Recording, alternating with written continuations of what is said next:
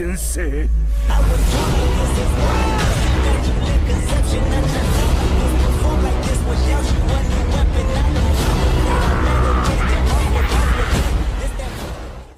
Hey everyone, welcome back to my channel, Slick Godin, for another, What If Naruto, fanfiction. What If Naruto Was Immortal in DC Part 2. New chapter up, enjoy. Chapter 7 Starfire. Why have you gathered us all here today, Batman? Green Lantern asked. It was only a few minutes after Flash, Green Lantern and Martian Manhunter sabotaged the International Space Station. To prevent anyone from getting their hands on that powerful railgun, they blew up the whole satellite.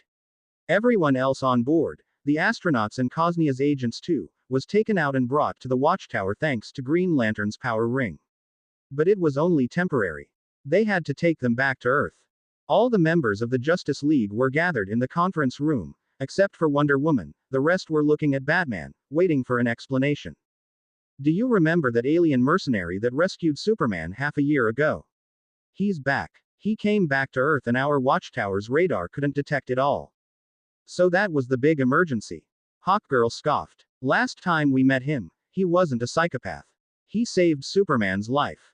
Appearances can be deceiving. He's dangerous. He put me under an illusion and I didn't even know it until he lifted the spell himself. While Wonder Woman was imprisoned and I was under that illusion, he broke into Vandal Savage's control room and cut off his head. A momentary silence descended. In their memories, the alien mercenary and his talking fox did not strike them as the cold-blooded killer type. If anything, he seemed like a decent person at heart because he had gone out of his way to save Superman and Supergirl. It was Green Lantern that broke the silence. As far as I'm concerned, good riddance. Seeing the way everyone was looking at him, he said. That madman poisoned the king of a country, destroyed 3 US Navy ships killing almost everyone on board and then tried to start World War III. I'll say it again, good riddance. Not to mention what he did in World War II too. When presented with the hard facts nobody could retort against his words. Vandal Savage was one of the worst scourges of the earth. Batman narrowed his eyes as he spoke. This guy is a mercenary. He'll do whatever he's paid for. What if his target was the US president instead of Vandal Savage? What could we have done to stop him when we can't even detect him? At his words, everyone finally realized the gravity of the situation, what Batman was worried about. We've banded together and created the Justice League after Imperium nearly took over our planet almost 1 year ago. Our purpose, as the Justice League, was primarily to defend against alien threats. If we can't do that, what is the Justice League needed for anymore? We don't need to work together just to keep in check the criminals with superpowers. We've been doing that just fine, solo, long before the Justice League was formed. Superman nodded and said in support of his words. Batman is right. We're not the only ones who took the responsibility of protecting the innocent. Almost every large city has its own local hero or group of heroes that protect it, just like us. As the Justice League, we must not forget about our purpose. As they started to discuss how to improve Earth's defenses against external threats, an alarm started to blare from the watchtower's control room. Flash was the first to arrive and see the reason. An enormous alien ship could be seen heading towards Earth at a very high speed. Asterism. Even after all these years, I can't see what you like so much about ramen. The taste is nothing special and there is so little meat. We're also in the middle of a job, aren't we? Kyuubi's voice sounded in Naruto's earpiece. Naruto brought the bowl of ramen to his mouth and drank all the remaining soup in one breath. Shut up. When was the last time I had ramen? Half a year ago. 6 months. Suddenly, a very loud growling sound almost made Naruto go deaf in one ear. Oi, Kurama, the hell was that? What are you doing? Hee hee, just a stupid bear that didn't know its place. I'm going to eat roasted bear now. Talk to you later. Kyuubi said and then cut off his transmission. Good grief, Naruto said and chuckled at Kyuubi's antics. After capturing Vandal Savage, Naruto did not immediately leave the Earth. Earth was one of the very few planets where people cooked ramen and he had not eaten any in half a year, since the last time he came to Earth. Naturally, he would not pass on the opportunity to have some again. But Kyuubi did not tag along with him this time around and chose instead to wander through the Balkan Mountains, where Cosnia was located, in the meantime, having some fun of his own. As for Naruto, he flew halfway across the planet, from southeastern Europe to the northeastern coast of the American continent, to Boston City, where he had eaten ramen the last time. While the Justice League was having a very serious discussion concerning the danger that Naruto posed, the man in question was in a world of happiness as mountains of empty bowls of ramen piled up on his table. Since it was early morning on the eastern coast of America at that moment, there were other customers besides him in the restaurant too. His outrageous eating immediately became the focus of their attention. Wearing a mask while eating did not do him any favors either. Some crazy alien crashed on Earth again. Hey, Russell, turn up the volume, one of the customers asked the clerk behind the counter. It looked like the customer in question was a regular because the clerk listened to his request and turned up the volume on the TV hanging above the counter. Naruto threw a passing glance at the screen, but he immediately focused his full attention on it when he saw the contents of the news report. An alien object crashed in the center of Jump City just 10 minutes ago. The sole survivor of the crash appears to be a young woman in her late teens, but it became clear that she was not human when she spoke in an alien language and started smashing the walls of the surrounding buildings with her hands. Charles Rock is at the scene with more information. As the news anchor spoke, a live footage started playing. But when Naruto saw who that alien was, he said slowly, "No fucking way." He tapped quickly on his wristwatch and a hologram appeared from it. It was the 3D image of a young woman in her late teens with golden-colored skin, long, wavy red hair, and bright green eyes. Void, what are the chances? The girl in the hologram coming from his wristwatch was the very same person as the berserk alien on the news report. It was none other than Coriander, the princess of Tamarin whom Naruto was supposed to rescue from the Scions. Asterism. An Almeration warship was flying at the fastest speed it was capable of in Earth's atmosphere. The moment Naruto realized that the alien that had crashed into Jump City was his bounty, he ditched his ramen in a heartbeat and teleported back to his ship. To cover the distance between Boston and Jump City, Earth's commercial aeroplanes would need to fly for a few good hours. One city was on the east coast while the other one was on the west coast of the USA. In contrast, it took him only a few minutes. However, despite his speedy arrival, by the time he got there, the central district was already trashed as if it had gone through a war. Destroyed buildings, burning cars, cracked streets, and civilians running away in panic. In the middle of all that destruction, the Tamarian princess was shooting energy bolts from her cuffed hands while screaming in an alien language. Opposite of her, 3 peculiar teenagers were running and dodging as though their very lives were on the line, and that was the actual case. In her desperation and rage, Coriander was shooting energy blasts everywhere around her. "That was super close," a green-skinned boy wearing a helmet said while panting. "Girl is gonna wreck the whole city," another one of them said. It was a very buff young man dressed in casual clothes and a hoodie covering his head. Going by the red glow in his left eye, it seemed like he was not entirely human. "I won't let her. I won't lose this fight," the third one said. It was a black-haired boy dressed in a green and red costume. A thin black mask covered his eyes. The 3 of them were none other than Robin, Beast Boy and Cyborg. At Robin's words, they jumped away from the bus behind which they had taken cover and rushed at the alien girl who had fallen to her knees in exhaustion. But their sight suddenly turned ashen black and they stopped in their tracks. "Maybe fighting isn't the answer," a girl said as she walked out of a side alley. Her entire body was covered by a hooded purple cloak. Further talk among the 4 teens stopped, however, when someone dropped from the sky almost like a meteorite and the entire street was shaken by the powerful tremor. "Who are you?" Robin shouted and grabbed a berdrang from his utility belt. It looked like the newcomer did not hear him because he started walking towards the kneeling girl without sparing the other for a glance. "Don't come any closer," Coriander shouted hysterically and pointed her cuffed arms at him as energy bolts formed in her hands. Unlike the teens from before, Naruto had no issues with understanding her words thanks to his high-tech translating device. "I'm not gonna hurt you. Your parents hired me to rescue you." Naruto had expected at the mention of her parents for the girl to calm down, but instead, her face became twisted in anger and she screamed as she shot 2 very powerful bolts of energy from her hands. Though startled, he was not caught off guard. He had been cautious from the beginning because he knew very well just how dangerous a cornered beast could be. With a stomp of his foot, the street in front of his feet rose to make a wall in front of him, just in time to block the green energy bolts. The wall was blasted to smithereens, but the girl had poured the last of her strength in that attack. Then, She collapsed back on the ground powerlessly. She no longer posed any threat. It's all right, little girl. Just go to sleep, Naruto said, and he formed a ram seal with his hands. Though Coriander was able to detect the unknown energy that invaded her body, she was too exhausted to resist it. Her eyes closed against her will and she fell on her side, succumbing to a genjutsu-induced deep sleep. It was the same technique that Kabuto had cast over the stadium where Naruto's first Chunin exams had taken place when he was a young genin. That is to say that it was an area of effect technique. The alien princess was not the only one to be forced into a deep sleep, but two of the three boys on the sidelines also fell on the ground asleep, with Beast Boy even snoring out loud. The only ones who could hold their composure and resist the genjutsu were the cloaked girl, Raven, and Cyborg, due to him being half robot. Over the past century, Naruto had never stopped training his taijutsu, ninjutsu and genjutsu, the three main arts of a shinobi. He had achieved an impressive feat in his ninjutsu due to his shadow clones. He had mastered all 5 nature transformations and even the yin and yang releases. His taijutsu had become flawless as well. Due to knowing that if he found a way back home he would have to fight against the rabbit goddess, Naruto had never slacked in his training.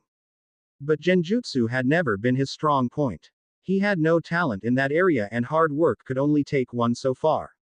Although he became proficient enough with it to fool the senses of regular people, those with decent magic resistance and any half-decent magic user could resist his genjutsu without problems. In that regard, the aforementioned girl, Raven, was more than half-decent when it came to magic. Black light appeared around Raven's hands and her eyes glowed beneath her hood. Cyborg's hand transformed into a cannon too as he shouted, "What did you do to them?" But Naruto did not have time to reply because a beam of red light blew up the place in front of his feet. It was a warning shot, coming from none other than Superman. And he was not alone. Alongside him were also Flash, Batman and Hawkgirl. As for the ship that the Watchtower had detected, it was the Gordonian ship from which Coriander had broken out. Green Lantern, Martian Manhunter and Wonder Woman were investigating it at that moment. Now, he was surrounded from all sides by the 4 members of the Justice League and 2 of the local heroes of Jump City. "Do not move," Superman demanded. Naruto frowned behind his mask. "Why did you come back to Earth? And why did you kill Vandal Savage?" "Gee, Superman, why would a mercenary capture someone? Maybe because someone paid me to." Superman frowned at his sarcasm. "Why are y'all even mad? I got rid of a mass murderer for you, for free. For all I know, you should be grateful. No lengthy trials, no chance for him to buy his way out with bribes and good lawyers, and no chance for him to escape prison again either. He's finished." "That's not how things work on Earth," Batman retorted. "No one has the right to take the law in their hands and kill." Naruto let out a drawn-out sigh. Whatever you say. I'm not in the mood for polemics. Look, I'll just get my bounty and be out of here." Then, under their eyes, he bent down, grabbed the sleeping princess from the ground and put her on his wide shoulder. "Put the girl down," Superman ordered as he started making steps towards him. "She's my bounty. And she's not an Earthling. This has nothing to do with you," Naruto said calmly, trying to reason with them. However, in the next moment, a red blur rushed at him from behind at the speed of sound. But with a light stomp of his foot, dangerous-looking spikes burst from the ground, almost impaling the attacker. The speedster was forced to jump high up in the air at the very last moment and abandon his attacking attempt. A clone appeared next to Naruto and grabbed the princess from his shoulder. Then, he turned towards the heroes surrounding him and warned, "I'm saying it one last time. This has nothing to do with you. Back off before things get ugly. I don't want to hurt you." Generally, Naruto tried to not get into altercations with good-natured people. He did not want to kill or maim people that did not deserve it. However, because he was not bound by their tight morals, once in a while, scenes like the current one still took place. "Oh, I don't know who'll get hurt in the end," Hawkgirl said, and her mace shone menacingly with electricity. "I suggest you let go of that girl and hand over Vandal Savage's remains too. After that, we won't stop you from leaving. You can leave the Earth and never come back," Batman said. Naruto no longer spoke. He prepared for fighting. Naturally, in normal conditions, he could have just teleported back to his ship and then be on his way. But with Coriander in his custody, things were different. He was more than capable of teleporting her alongside him, but the problem came after that. He did not know for how long the genjutsu that he had placed on her would last. His skill with genjutsu was unreliable. If she wakes up in my ship and starts throwing around her energy bolts, my ship will be toasted. Initially, he had intended to explain the Tamaranian princess the situation and make her come willingly. But that idea flew out of the window with the Justice League's appearance. Of course, he also had another option. To beat the crap out of the girl until she became physically unable to even move, but Naruto was not the kind to raise his hands against innocence. Especially since his mission was supposed to be about rescuing and protecting her, not breaking her arms and legs. But just then, a huge hologram appeared in the sky. It was the image of a muscular humanoid lizard with red eyes and metallic wings. It was a Gordonian. A sonorous voice reverberated through the entire city. People of Earth, we come to your planet to hunt down an escaped prisoner. A very dangerous prisoner. Do not interfere and we will leave your city with minimum damage. But if you attempt to assist her, your destruction will be absolute. Just as the Gordonian's words ended, Martian Manhunter's voice sounded in Batman's earpiece. Batman, the Gordonians on the ship do not want to negotiate. We cannot approach them easily either. They have their weapons aimed at us. True to the Martian's words, only a few moments later, a swarm of flying Gordonians appeared in the sky above Jump City. There were almost 100 of them. 8 caterpillar Gordonians. Why are they here? The words came out of Hawkgirl's mouth. Originally, she was more than ready to start brawling against the masked alien mercenary, but the moment the immense hologram of the Gordonian ship's commander appeared in the sky, she immediately changed her mind. She was not the only one either. Green Lantern was of the same mind as well. Though the Gordonian Intergalactic Empire was from outside the 3,600 space sectors regulated by the Green Lantern Corps, most of the Green Lanterns were aware of their evil deeds. Superman, we are focusing on the wrong guy. Green Lantern transmitted through his earpiece. He was currently flying very high up in the air, in front of the Gordonian ship together with Martian Manhunter and Wonder Woman. I've heard about the Gordonians before. There. Hawkgirl cut him in the middle and continued his words. An intergalactic empire hell-bent on conquering and enslaving the galaxy. My people, the Thonogarians, have been at war against them for generations. They're the worst scum of the universe, pieces of trash that conquer planets and sell their inhabitants as slaves. Her voice was quivering with anger. The hate in her voice could not be faked. Her hatred for Gordonians had been ingrained in her since she was a frail child. They were her race's archenemy. It did not take a genius to realize that the alien girl was an escaped slave from one of the worlds enslaved by the Gordonians. They also reached the conclusion that the mercenary had no intention to harm her given that he had not attacked her and had only put her to sleep. Nevertheless, Naruto had no way of knowing what the Justice League was talking about amongst themselves. When Superman got within a 25-foot-long distance from him, he thought that they were finally going to attack him. I've warned you, boy. I gave you a chance to back away. You only have yourself to blame. He spoke coldly. Wait. Superman began to say. He wanted to momentarily cease their hostilities in order to deal with the Gordonians' attack first, but his change of heart had come a little too late. The masked mercenary spread his feet in a wider stance and his legs bent slightly from the knees. Then, he slapped his hands together like in prayer and his fur-collared black cloak began to float and billow despite the absence of any wind, revealing the combat suit he was wearing underneath. A terrible aura started to ooze out of his body and a great feeling of danger assaulted Superman's sharp senses. But he was left with no room to react at all before he found himself losing his equilibrium and getting slammed against the ground.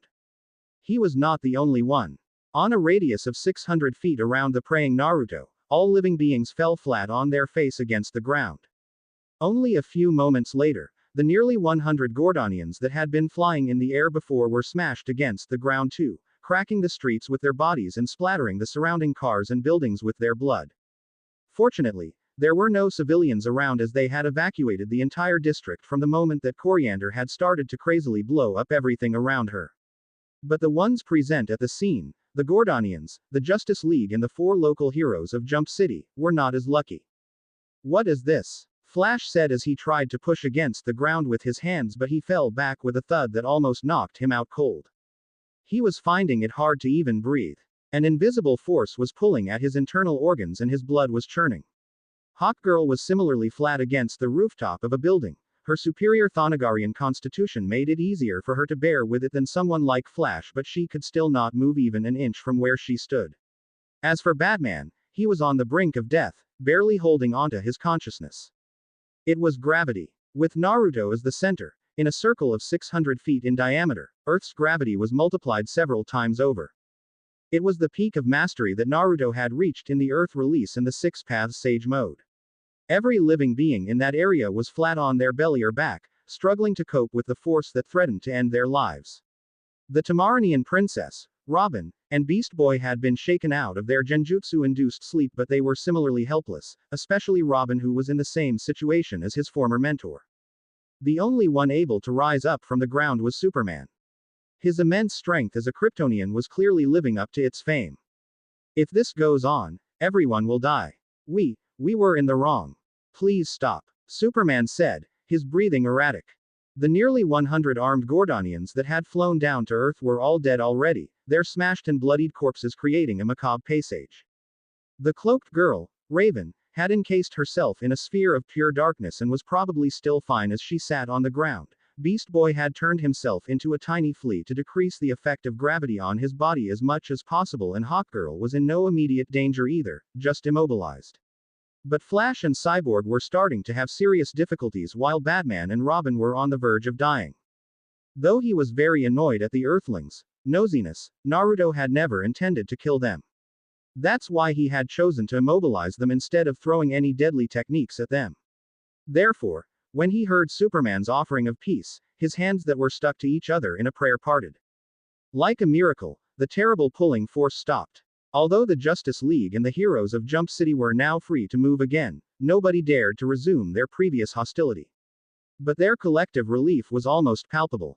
However, when they thought that it was finally over, a haze of red and gold light began to pour out of Naruto's body. From his legs to his waist and up to his chest before finally enveloping his head too, almost like a cocoon. Bathed in gold and crimson red light, he appeared like a miniature sun in the darkness of the night. 1. Asterism. The entire process took only 1 second, but to the onlookers, it felt as though it was much longer. Then, the cocoon of light blasted outwards and a tremendous aura of power flooded the entire sky, and not only. At that moment, regardless of what place on the planet they were, the magic users highly attuned to the flow of magic sensed the disturbance. Inside a high-class restaurant in London, UK, a blonde man was having dinner with a very wealthy-looking man. He was in the process of promoting a brand new sleeping pill, self-created pills charmed to produce a magically induced sleep, when he suddenly jumped up to his feet, almost flipping the table and greatly startling his dining partner and potential customer. In a lone tower outside of Salem, Massachusetts, a grizzled-haired man was having breakfast with his wife when he suddenly shivered and spilt the cup of coffee he had been drinking. In Napoli, Italy, a beautiful illusionist botched a magic trick that she was performing on the stage when she momentarily lost her focus, and instead of taking a rabbit out of her magic hat, she took out a snake, making the entire audience cry out in panic.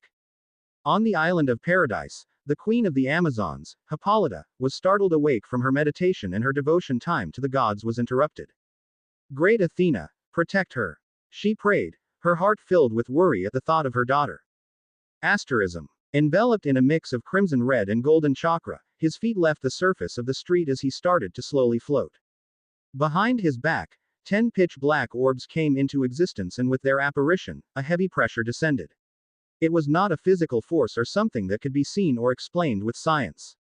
It was the coercion that a superior existence could exert on the beings on a lower evolutionary scale. While the metahumans present at the scene were not too drastically affected, the regular humans several tens of miles around were overwhelmed by a feeling of fear. Even before the rabbit goddess had thrown him into a dimensional portal, Naruto had been able to enter the Six Paths Sage mode and combine it with his tailed beast mode.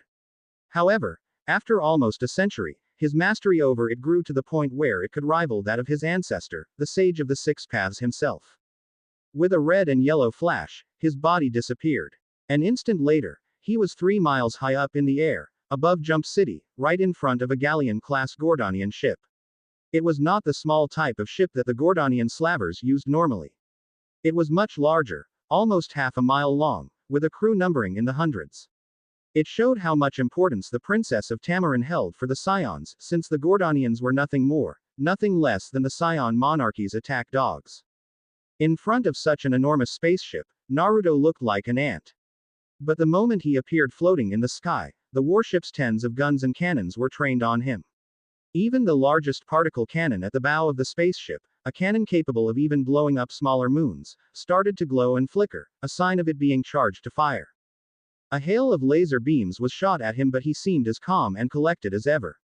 With a wave of his hand, one of the truth-seeking balls behind his back flew in front of him and took the form of an enormous black shield. The laser beams did not even make a sound of impact.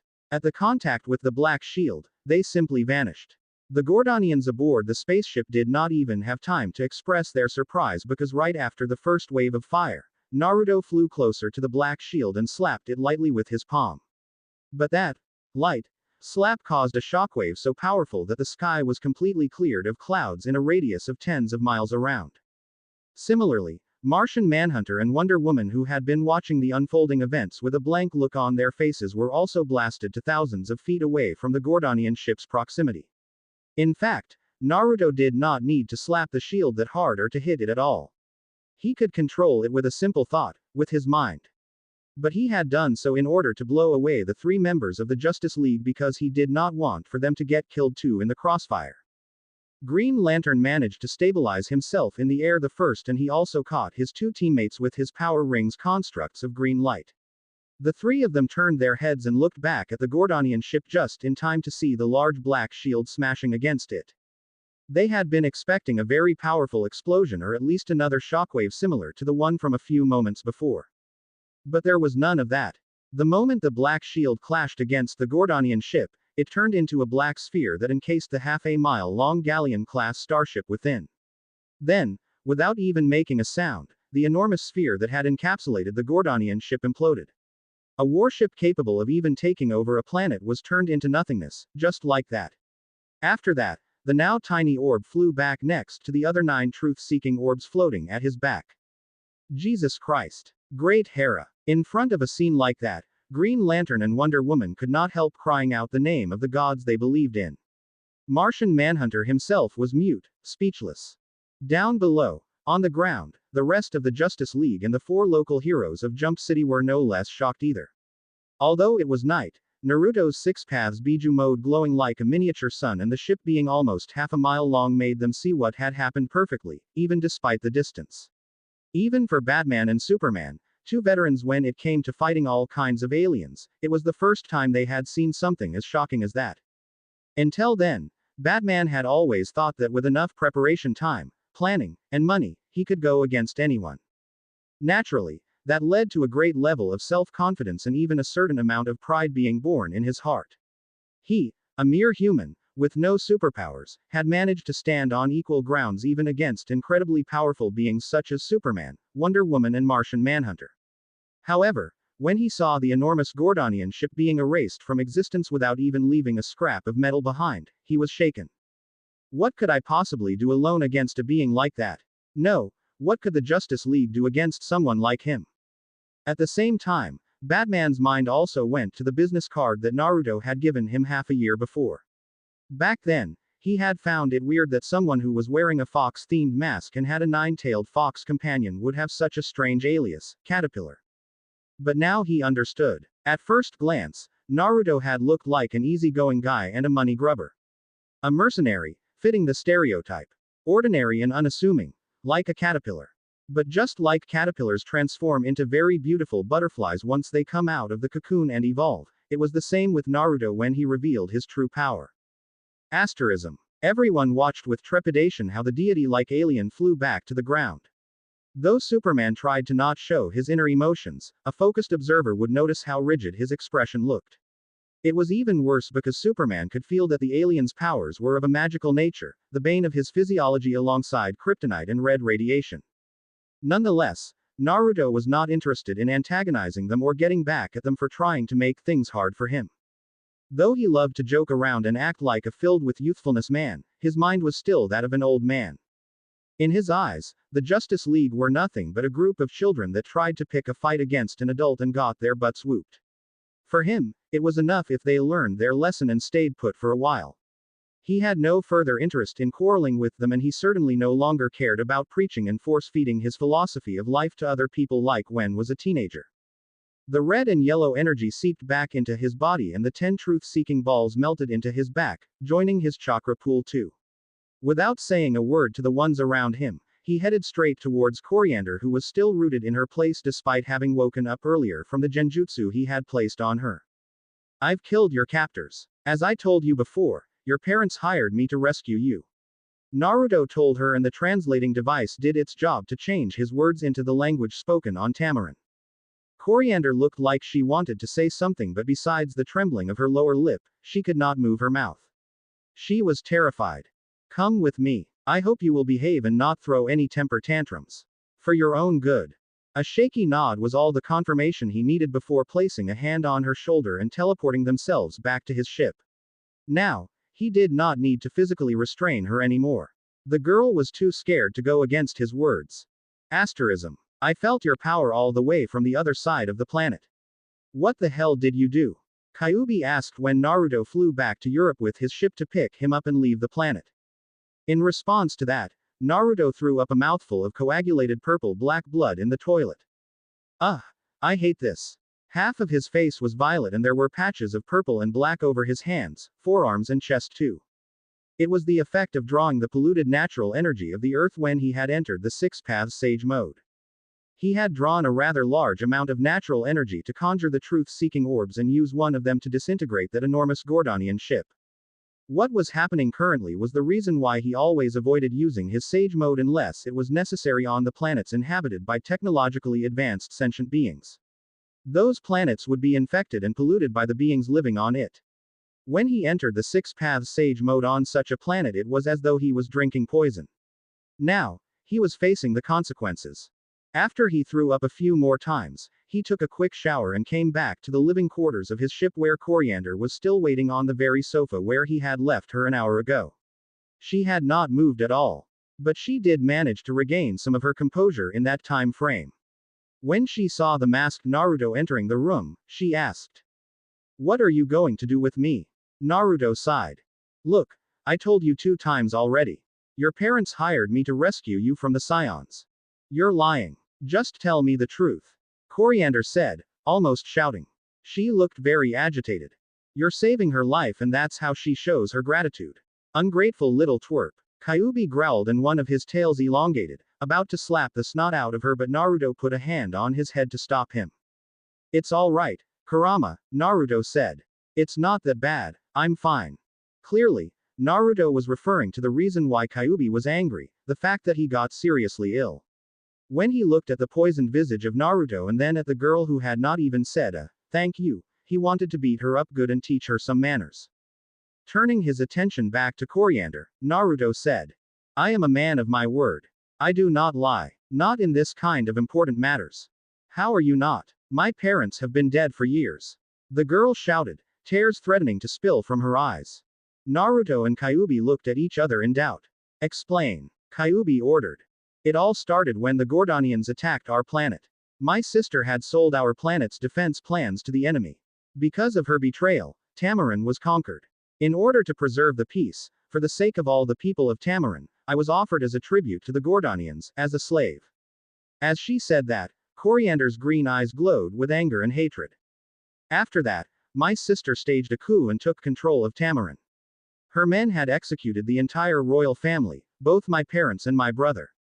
Only I was left alive, sold to the Scions, who tortured and experimented on me for years." Energy bolts started taking form around her hands, and she looked like she was about to lose control of them in her rage, but a large tail slapped her across the face so hard that she was thrown off the sofa. Her energy bolts disappeared back into her body before they could be fired. "If you as much as damage one chair in this ship after all he went through to rescue your sorry ass, I'll eat you alive, bounty be damned. This is your one and only warning." That threat would have come out as amusing had it been the previously tiny fox that made it, but that was not the case. Instead of a tiny fox cub, there stood an enormous 9-tailed fox now, a fierce demon that cast a shadow over the entire living room with its size. Kyuubi had no lost love for humans of any kind. That's why his behavior towards Wonder Woman had been strange in Naruto's eyes. Normally, This rough and violent attitude was what he showed to other people, not to mention how angry he was at the moment because Naruto had gotten himself hurt. Kurama, get a hold of yourself. That's enough, Naruto said seriously. Though still pissed, Kyuubi listened to his words and reverted to his regular form. Naruto took him in his arms and then placed him on his shoulder where Kyuubi liked to sit usually. Follow me to the control room, Naruto told the girl and she hurried to come after him. Kyuubi smacking her with his tail had reminded her that she was not in a situation where she could throw tantrums and that the man in front of her was strong enough to kill her in a heartbeat, unlike the Gordonians from whom she had managed to escape before. After taking a seat in front of the computer, he called his information broker. Come on, pick up you dirty rat, Naruto said in annoyance after the fourth unanswered call. I have a bad feeling about this, Kyuubi said. I don't know, man, Rui Nak has never tried to screw with me. He's never lied to me about job-related things. But there are only two options. Either the girl is lying about her parents being dead. Or that rat bastard is lying. And I sensed that the girl was speaking the truth. Naruto shook his head. No, we can't take this as absolute. You know your negative emotion sensing can be fooled sometimes. If she truly believes that she is speaking the truth, you will not detect any lies even if what she says is not right. It could very well be that she was made to believe that her parents were killed. That sounds more likely if you think what a piece of shit her sister is and that Rui Nak has never given us a reason to doubt him. But Kyuubi was holding his position firmly. Trust me on this, Naruto. There's something fishy going on. Naruto looked at him in doubt but did not argue. Kyuubi did not say things like that often, but when he did, his instincts often proved to be spot on. As he typed on the keyboard to set the coordinates for the next space warp, towards Tamarin in the Vega system, he resolved himself to approach the rest of the mission with extra caution. Chapter 9 Demonic God. What in the world? Did I put in the wrong coordinates? Naruto muttered to himself when he saw the desolate scenery outside, through the pilot cabin's window. It was a scene extremely similar to the one that he had seen half a year ago when he went to the Rao system at the request of Superman and saved the young Argonian girl, Kara Zor-El. Countless asteroids littered the space where the planet Tamarin should have been. Computer, confirm our location, Naruto ordered. At his request, the large screen of the computer showed a very detailed map of the Milky Way galaxy, a map that proceeded to be zoomed in rapidly. It took just a few seconds for the map to be zoomed in until only a planetary system was displayed on the screen, the Vega system. On it, an inverted green triangle was blinking above the planet Tamarin. But when looking through the windows of the ship, Tamarin was nowhere to be seen. Countless chunks of rocks and a large amount of debris were all that was left of the previously flourishing planet. Although Coriander did not understand the Almeratian language that Naruto used to interact with the AI of the ship, it did not take a genius to understand what was going on when she saw their location on the map of the Vega system and the mass of asteroids outside. Tears welled up in her eyes and she started crying bitterly. From someone who had had everything, Coriander had lost everything. Initially, a princess of the royal family and the next in line to become the ruler of her planet, she was sold out by her own parents, at a very frail age, for the sake of the greater good, for peace. She became a slave and she even lost her innocence when one of the Gordonian jailers raped her. She had murdered that Gordonian in revenge later on, but the damage done to her was obviously not repaired. Instead, things only continued to spiral downwards from there. After killing her jailers and attempting to escape, the Gordonians thought of her as too dangerous and sold her to their allies, the Scion monarchy. In the following years, she endured all kinds of torture and experiments at the hands of the Scions. And now, even her homeworld had been destroyed.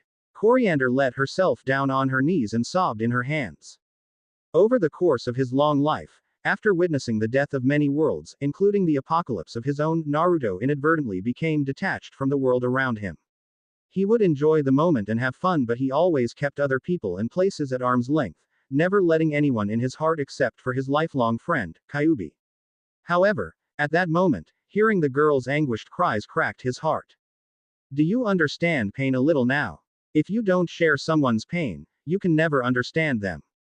Even to this day, almost a century after his fateful battle against the leader of the Akatsuki, Uzumaki Nagato, Naruto could vividly remember every single moment of it, every single word of his former enemy. Nagato was the one person who had marked him the most, even more than his mentor, the Toad Sage. The older he grew, the more he realized the naivete of Jiraiya's dream and the harsh truth in Pain's words. Naruto lowered himself to Coriander's level and put his hand gently on her shoulder. I'm sorry for your loss. Her situation hit very close to home for Naruto. He may have not had it as bad as Coriander, but, just like her, he had also been sacrificed by his own father for the sake of the village, for the greater good. Betrayed by their family for the sake of peace. And just like her, he had also lost his homeworld. He understood all too well her pain. And that was why his passive attitude cracked when faced with her cries. It was just a small show of compassion on Naruto's side, but for the crying Coriander, it was the drop that spilt the glass. She lunged at him and her arms wrapped around his back tightly as she started to cry out loud in his chest. I have nothing left. Nothing. Coriander said through her tears. What could he say to comfort the young woman desperately crying in his arms?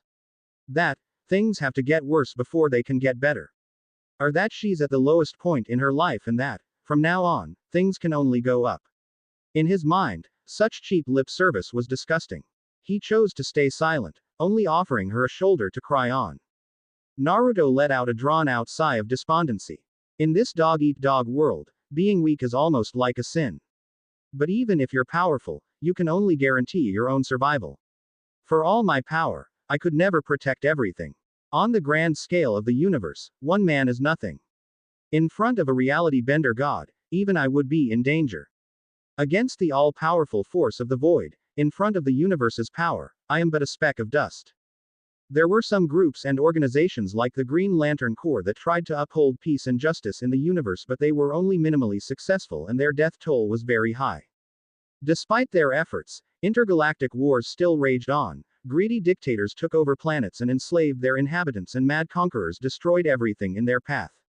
And that was only on a large scale, to say nothing about the countless conflicts that took place every day on every planet.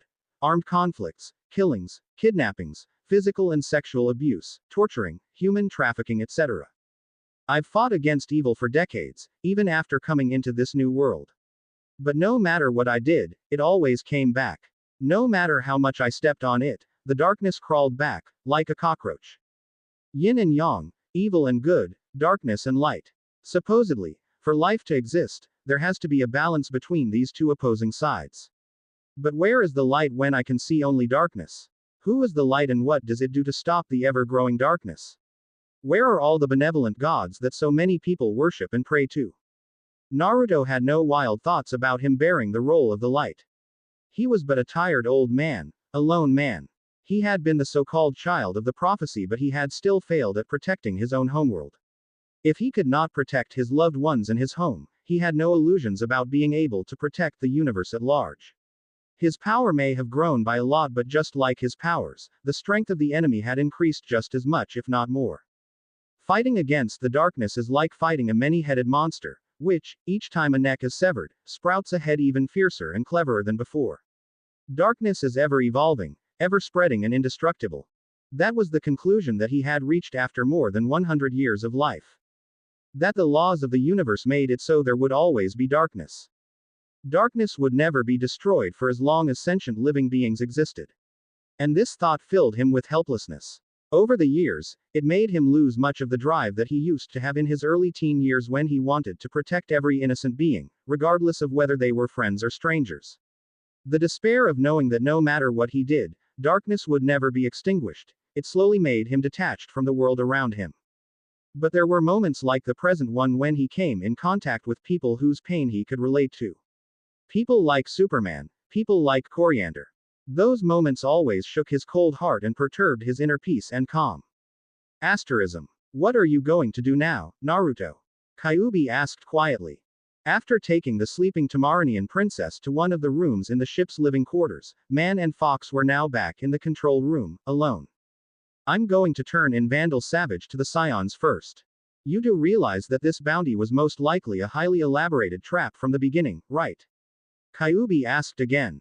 Oh, I am betting on that, Naruto said darkly.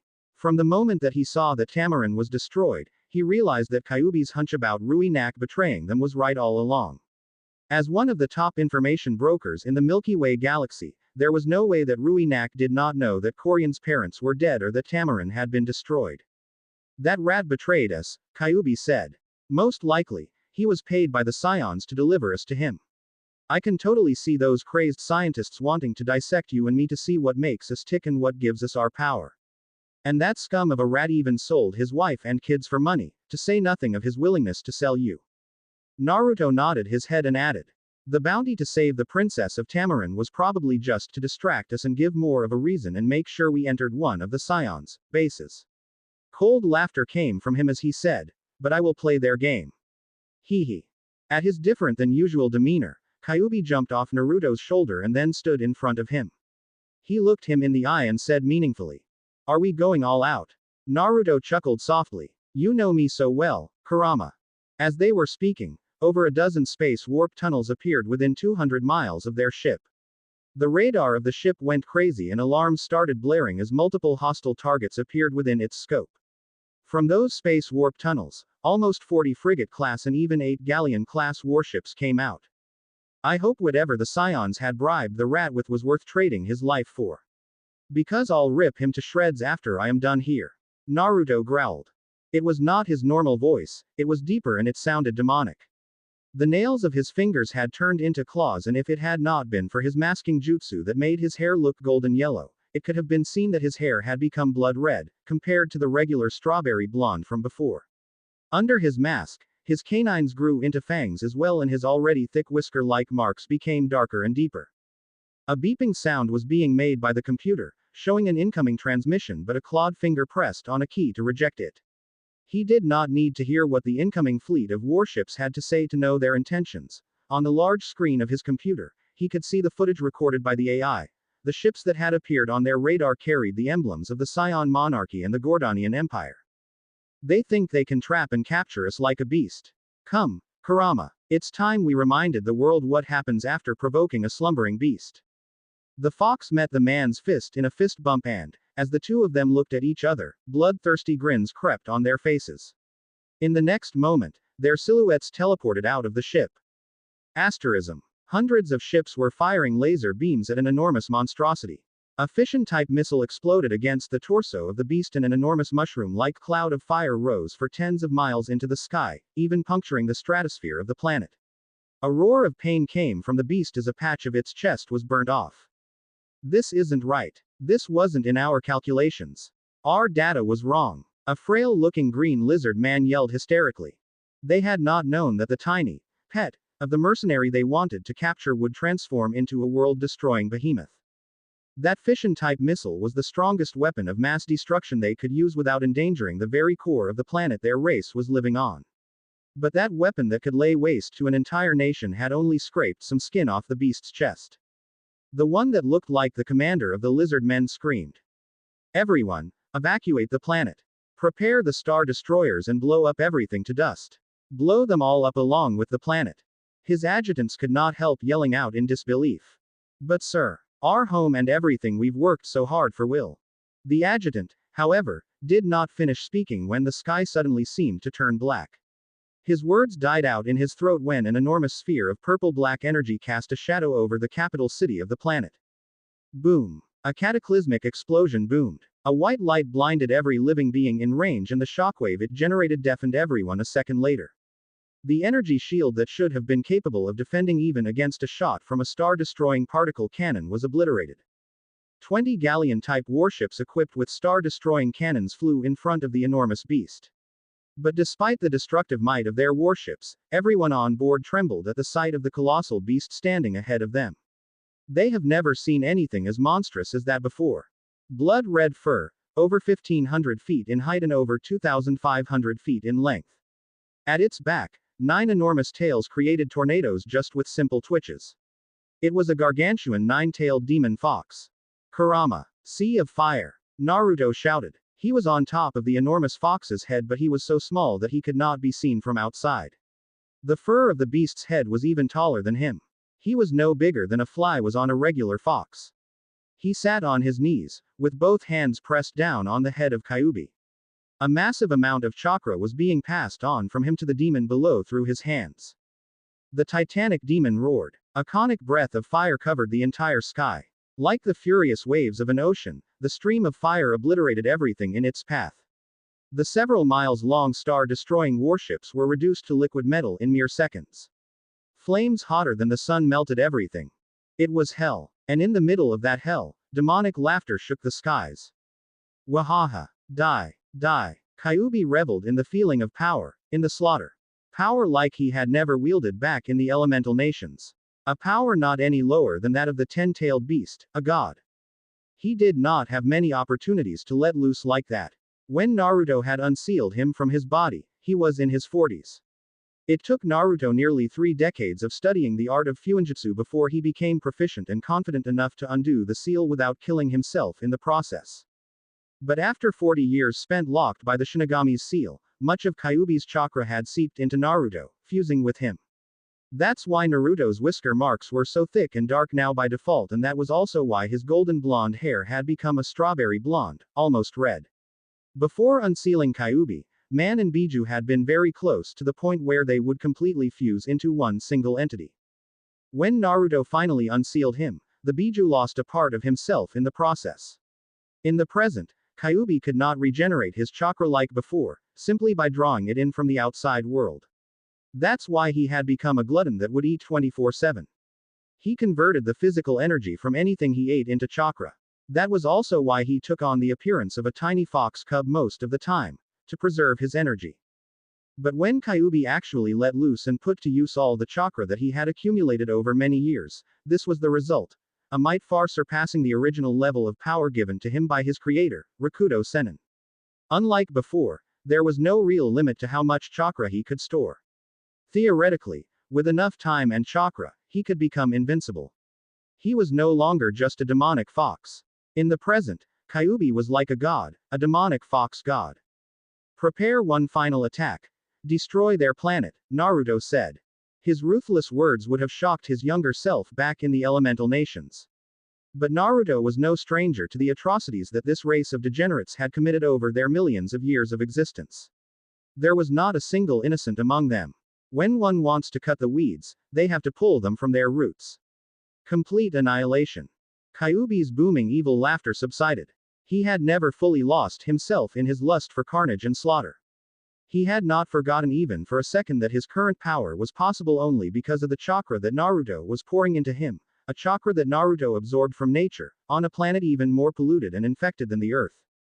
Are you sure, Naruto? Kyuubi asked worriedly. Just do it, Naruto said grimly. I'm only acting as a conductor, not as the engine. I'm just pouring chakra into you instead of using it myself.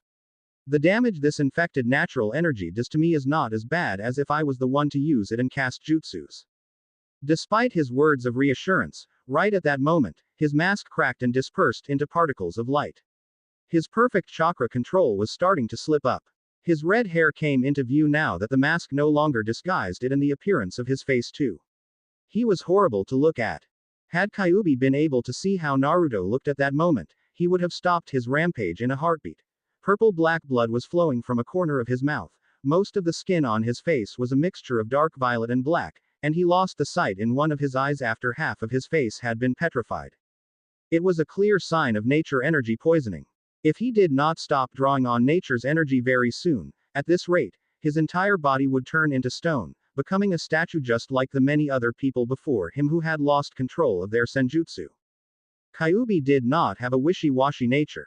He was aware of the dangers Naruto faced the longer he kept using this infected natural energy. So he did not hesitate.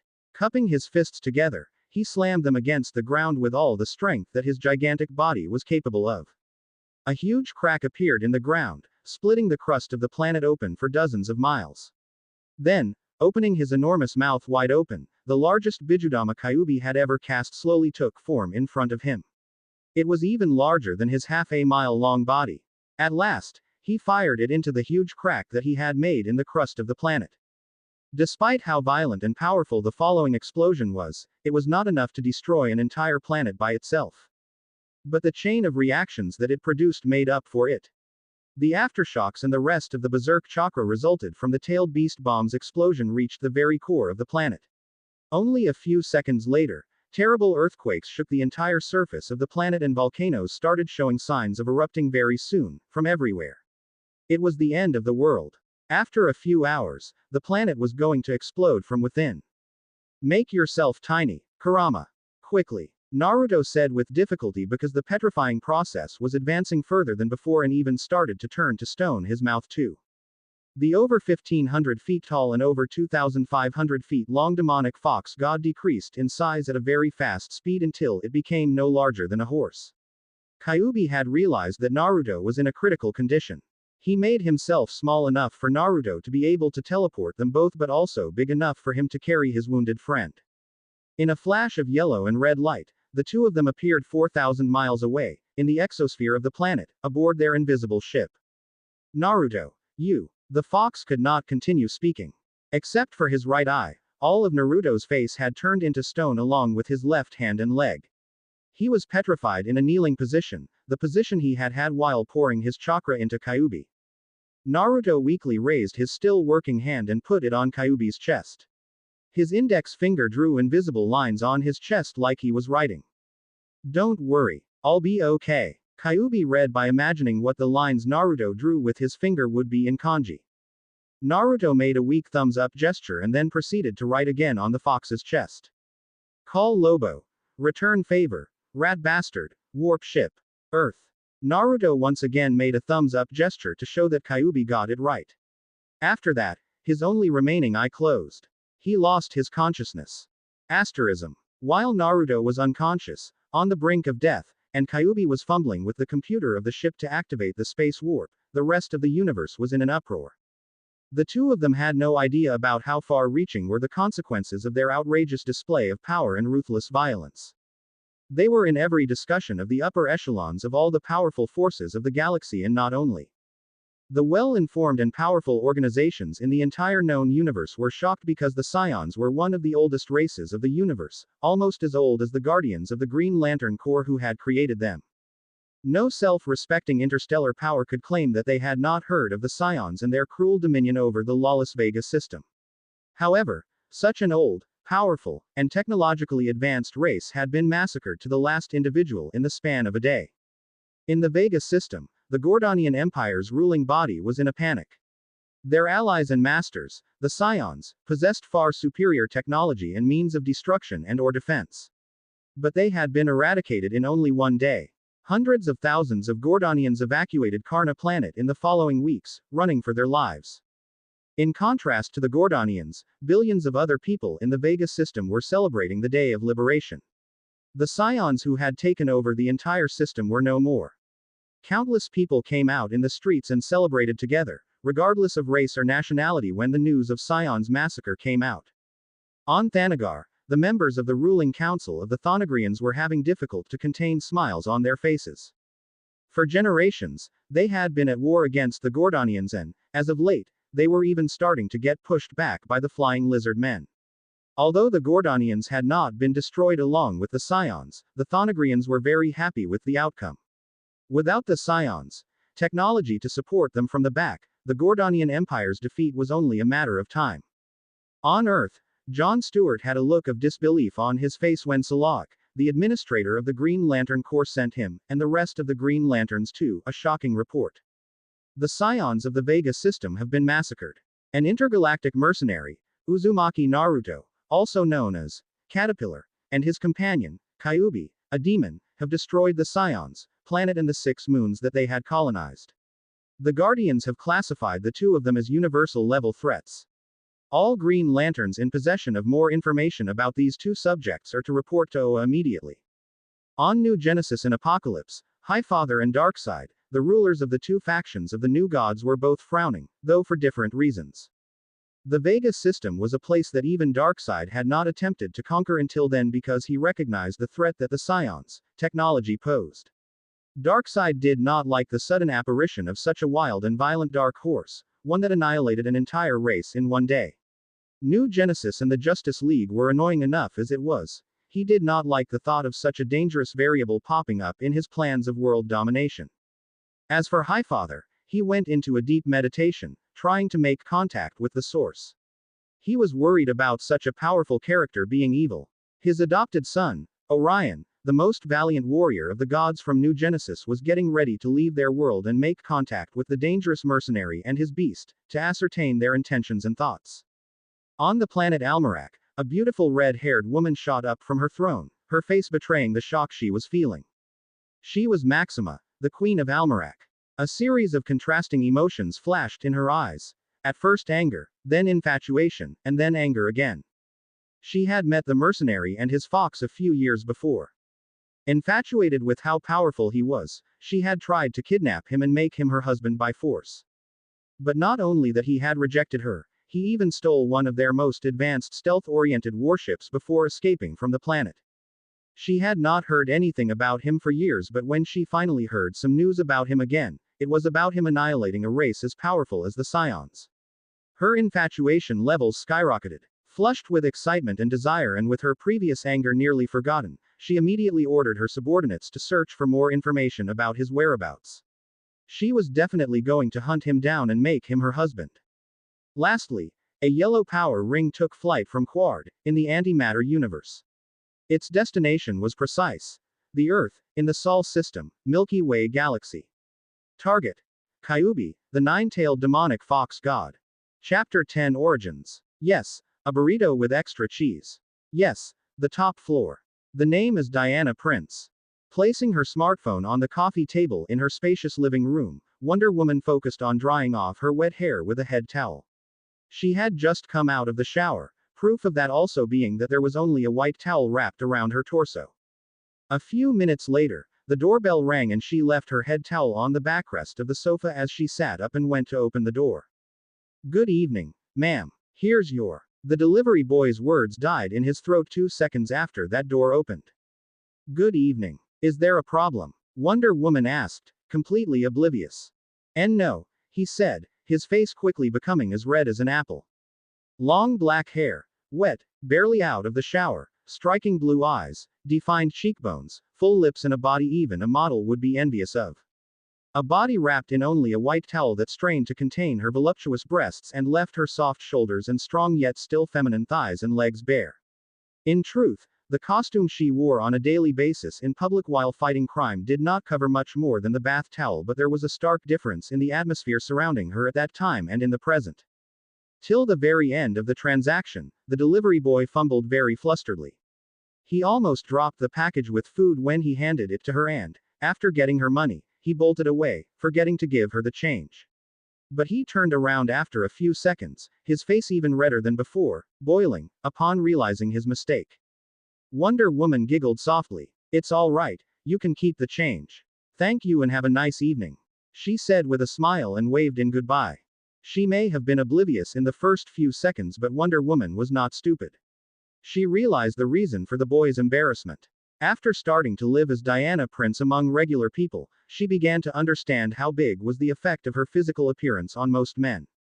"What I don't get is why almost everyone acts like that when I'm Diana Prince, but nobody shows any reaction in front of Wonder Woman.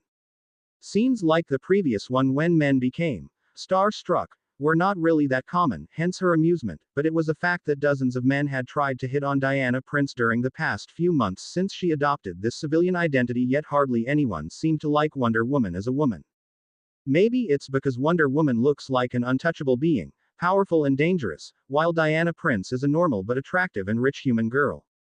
What Wonder Woman was completely unaware of was that her hero persona was way more popular with men, and not only, than her civilian identity. It was just that nobody would dare to express their honest thoughts in front of someone who could bend steel with her bare hand and throw cars around like they were pebbles. If she had browsed the internet for even as little as 2 minutes, typing Wonder Woman in the search engine, she would have seen how different the situation was. But she had never done that. She did not know about the hundreds of blogs dedicated to worshipping Wonder Woman or about the existence of websites like Rule 34. With these idle thoughts, Wonder Woman came back to the living room and, after plopping herself down on the sofa, she grabbed the remote and turned on the TV. Then, she opened the paper bag and grabbed the burrito from it. She took a huge, very unladylike bite from her burrito and an expression of bliss appeared on her face. What looked like an enormous ship of alien invaders appeared above Jump City. Wonder Woman put her burrito down for a moment with a dissatisfied expression and changed the channel. Everyone is asking the same question. Who is the newly emerged hero? The princess's expression darkened and she changed the channel once more.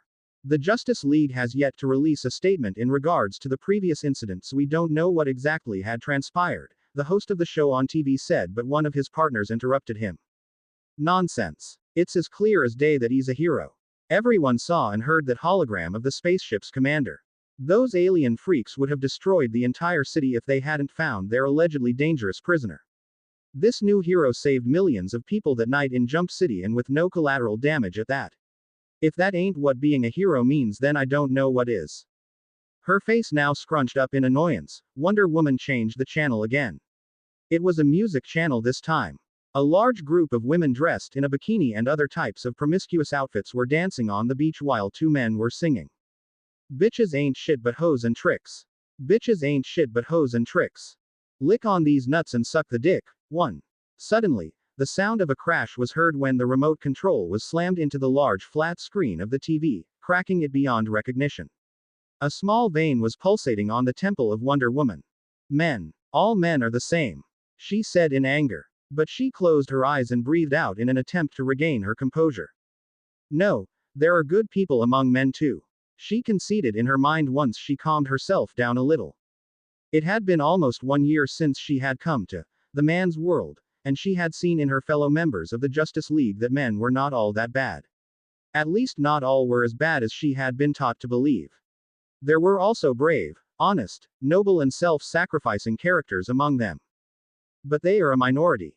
The average men out there. She let out a long sigh and massaged her temples with her hands. Since the Justice League's clash against the alien mercenary in Jump City and the Gordonian ships following destruction, the Earth had been thrown into an uproar. Her level of stress and her worries were off the charts. Videos of the incident in Jump City spread on the internet like wildfire. The videos did not contain scenes of Naruto's clash against the Justice League because all the civilians evacuated the area after Coriander went on a rampage, but they all contained the scene of a man glowing in yellow and red light, almost like an angel, annihilating the enormous half-a-mile-long alien spaceship. In the general population's eyes, he was a newly emerged hero. They had no idea that he had fought against the Justice League at first. That said, the entire Justice League was very rattled by the incident. Batman hid in his Batcave and has not spoken to anyone ever since. John Stewart was summoned to Green Lantern Corps HQ in an urgent fashion, and Wonder Woman herself just stayed at home all day, in her apartment, eating junk food and hiding from the crazed reporters. The rest of the Justice League did the same too, but after seeing the huge disparity of power between them and the alien, Wonder Woman, in particular, was almost starting to question her abilities. Of what use had it been that she had trained for thousands of years as an Amazon when someone could just obliterate everything in their path with a snap of their fingers? But she was stopped from continuing that line of thought when the doorbell rang again. Who could it be at this hour? It was already past 10 p.m., it was night. Furthermore, she had no real friends or social life outside the Justice League, and if they wanted to contact her, Martian Manhunter would have done it through their comms or even telepathy. There was no need to come all the way to her apartment. But when she looked through the door's peephole, a startled cry came out of her mouth. Mother. Asterism. Long blonde hair, blue eyes, and wearing a white robe and a golden tiara on her head. It was none other than Hippolyta, the Queen of the Amazons and Wonder Woman's mother. We haven't seen each other in so long. Don't I get a hug from my daughter? Hippolyta said.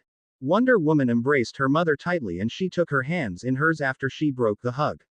What brings you here? Does a mother need a reason to visit her child? Hippolyta asked teasingly. You've never visited me before, and I. Wonder Woman trailed off. For a little while, mother and daughter became silent. Due to their laws, as the Queen of the Amazons, Hippolyta had to exile her own daughter even despite the fact that she had broken those laws for the sake of saving their lives. Because of that, Wonder Woman could not visit her mother and her fellow Amazon sisters even if she wanted. Yesterday night, while I was in meditation, I sensed an incredible magic power.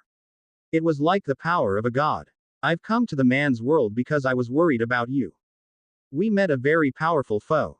The strongest we've ever faced. He defeated the entire Justice League effortlessly. We could not do anything against him. If he had been evil, I don't know how many of us would have been alive now. Hearing Diana's words, Hippolyta took her in her arms and embraced her again. My little stars and sun. she said lovingly. Mother. Diana also said and hugged her back. They were warriors, born for battle, and they were both several thousand years old, but when it was just the two of them, Diana and Hippolyta were not Wonder Woman and the Queen of the Amazons, but just a daughter and a mother that loved each other dearly. It's time I told you the truth, something I've hidden from you forever, Hippolyta said, and then she took out a pendant from her neck. An incantation spoken in an ancient Greek language came out of her mouth, and the pendant started glowing with dark blue light, coating the entire living room with its color. This is a very powerful spell, one that was cast upon this medallion by your father himself. For a short while, no one will be able to see or hear what is happening in this room. My father? Diana asked in a strange voice. What do you mean? You said you sculpted me from clay and the gods of Olympus themselves blessed me with life and their powers. Oh, the gods did bless you with their powers after you were born. But they did not give you life. I gave you life, together with your father. This. Wonder Woman was at a loss, unable to find her words. She was almost 3,000 years old. For 3 millennia, she believed that she had been made from clay. That was also why her devotion to the gods was so intense. Because she believed that everything she was because of the gods. But now, her mother suddenly told her that that had been a lie from the beginning. Why did you lie to me? All this time, Diana said in agitation. I did it to protect you. To protect you from those that would have wanted to kill you if they had known about your true origins. Who would have wanted to kill me? Who would have even been able to? The Amazons are under the protection of the gods. Diana said. You and I both saw how much protection the gods gave us when Faust had turned everyone to stone. The gods, they do not care about the Amazons that way. We are expendable, just tools that they can use as they see fit. If we broke, they would just create another set of tools to replace us. In front of the gods, mortals mean nothing. Mother. Wonder Woman shouted, scandalized. What Hippolyta had just said could very well be considered as blasphemy against the gods. It was the first time that Wonder Woman had ever seen her mother speak like that about their gods and wearing that expression of bitterness on her face. You've ever wondered why the Amazons were punished to guard the gates of Tartarus for eternity? Hippolyta asked. Was it not because you aided Hades and the Titans in their battle against the gods of Olympus? Diana replied. But why would Hades, Zeus' brother, try to plot against him by siding with the Titans? And why would we, the Amazons, support Hades in his rebellion? Do you really think I was so blindly in love with Hades that I just went along with whatever he wanted without questioning the fate of my people? Hippolyta continued to ask. Seeing her daughter falling silent, she continued. One day, Hades came home while I was bathing and he joined me in. Mother. Diana cried out, her cheeks instantly turning rosy in embarrassment.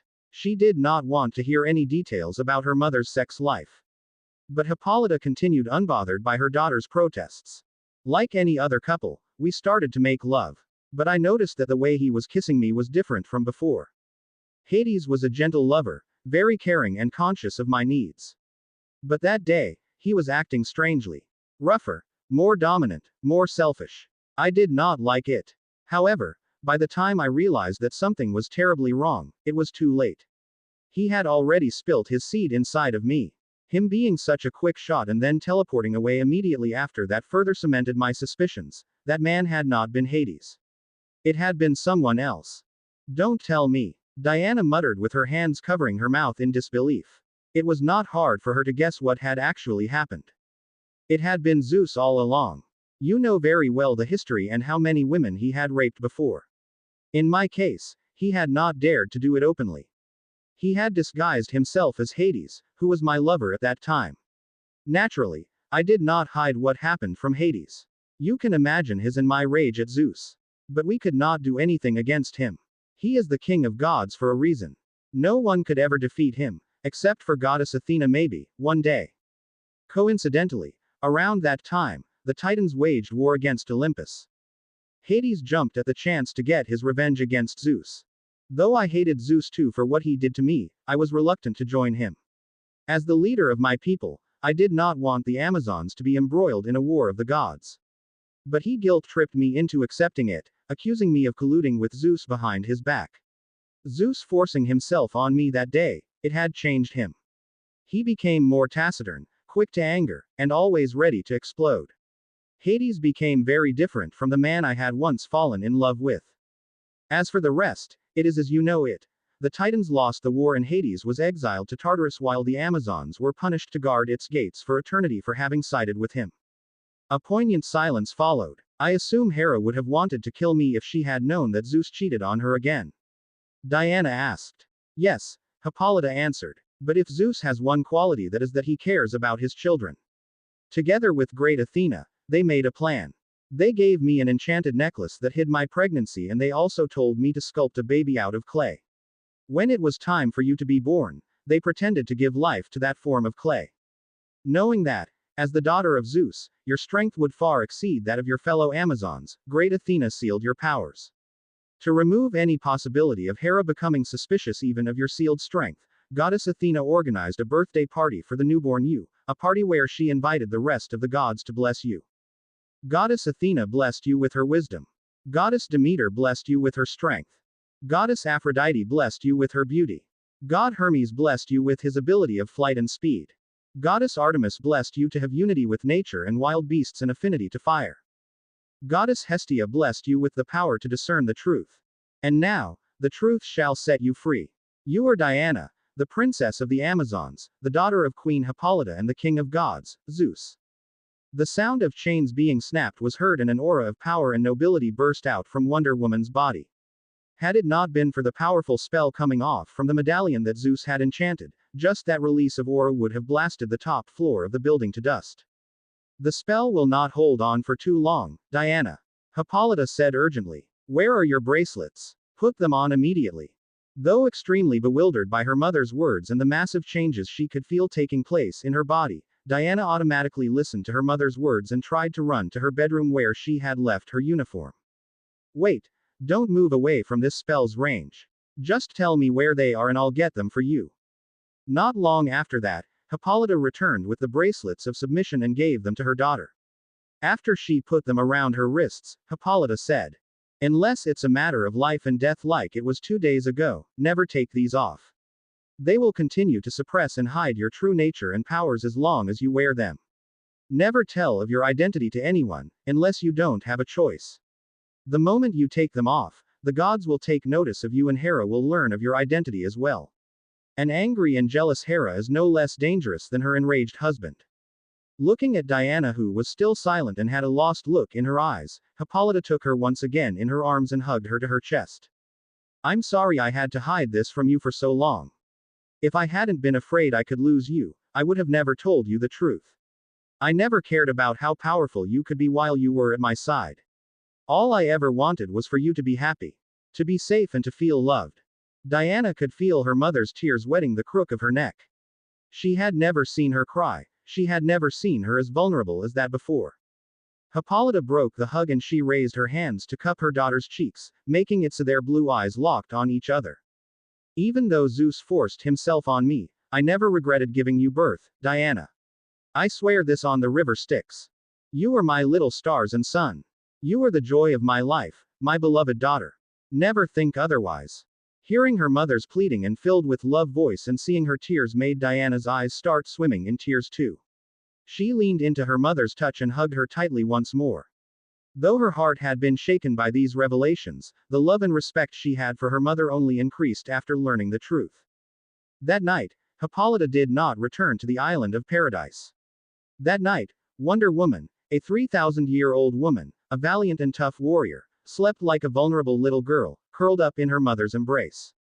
In contrast, Hippolyta stayed awake for a long time, watching her daughter sleep. A gentle expression was on her face as she softly caressed Diana's head.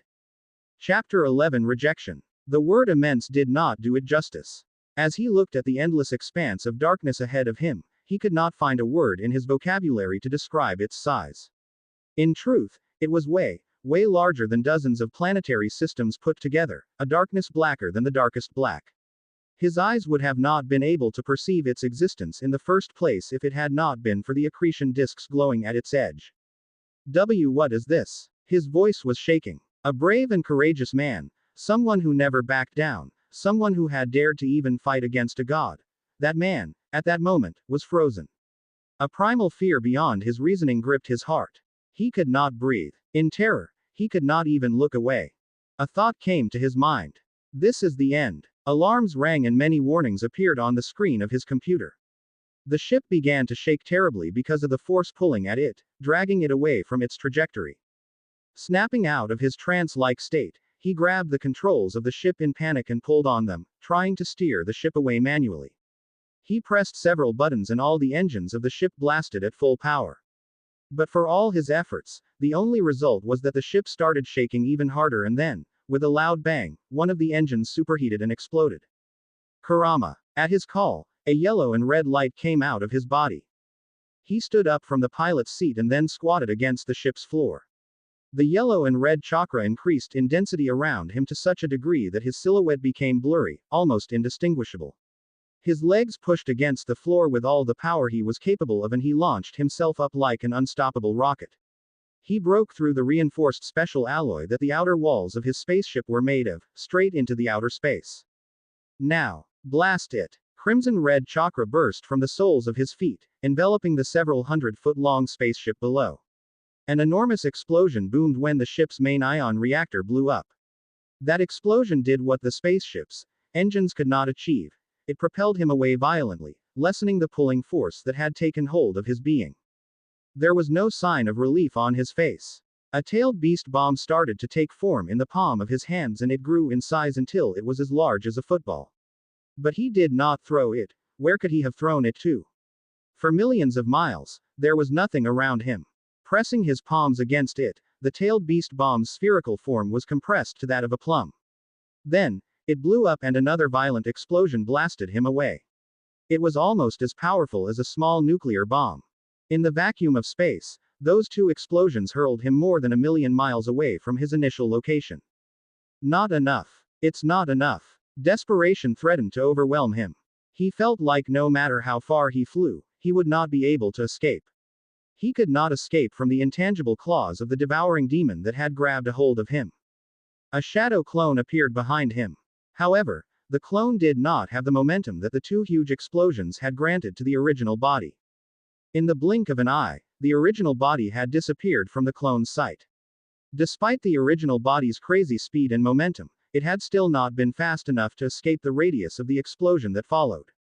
The shadow clone killed itself by creating and detonating another tailed beast bomb in his hands, just so the shockwave of the explosion could blast away the original body even further.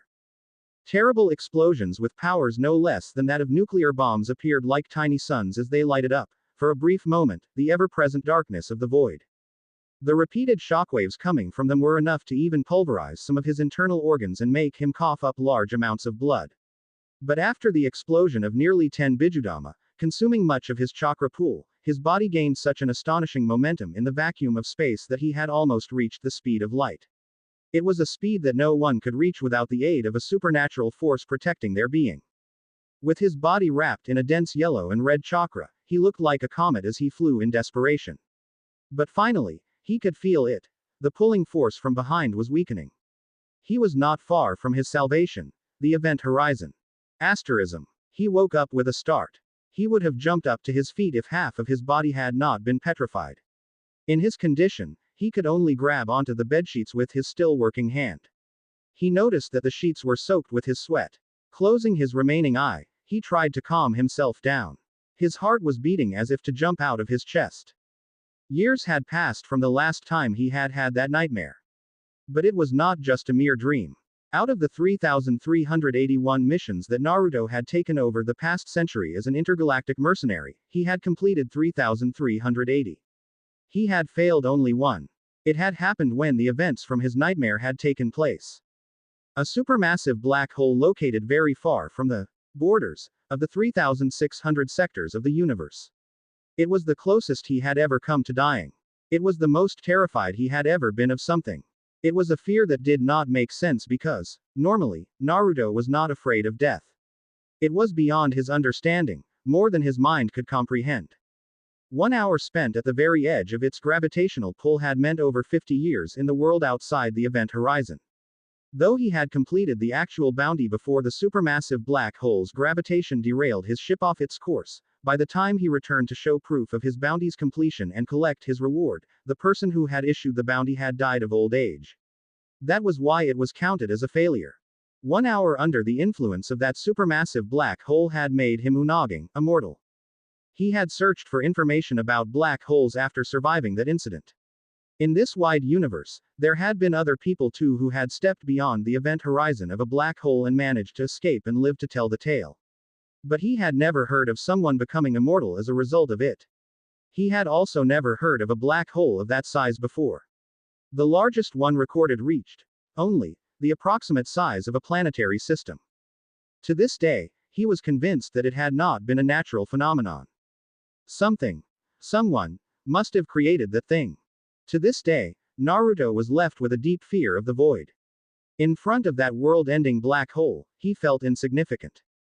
Old gods. New gods. What a joke. Who dares to call themselves a god in front of the void? You're awake. A girl's voice made him break out of his thoughts. When he felt the cool sensation of a wet cloth wiping the unpetrified part of his forehead, he opened his eye. A curtain of long red hair appeared in his sight. It was Coriander. A worried look could be seen in her green eyes. Are you okay? She asked, but she realized how stupid her question sounded given that he could not talk and that half of his body had been turned to stone, so she added, will you recover from this? All Naruto could do was make a thumbs-up gesture with his hand. He could not write as he had done with Kyuubi because he did not know the Tamaranian language. Now this is weird, the girl said as she brought her face closer to him and sniffed. The bed and your clothes are wet from how much you sweated, but it doesn't smell. If he had not been petrified, Naruto would have chuckled at her antics. This girl is not right in the head, he thought, inwardly amused. Coriander took his unharmed hand in hers and squeezed it, but without putting too much force into it to not hurt him. She bowed her head and said, I was scared and confused at first because I suspected the worst when you said my parents sent you to rescue me. I mean, they've been dead for years. I thought you were trying to trick me. But I want to thank you. You killed my captors. Your fox friend told me that you even killed the scions who have imprisoned and experimented on me for years. I have etched this gratitude deep in my heart. No matter when or where, I will always be ready to repay you for it. Thank you. Coriander was a little startled when Naruto pulled his hand free from her grasp. She was even more surprised when his hand landed on her head.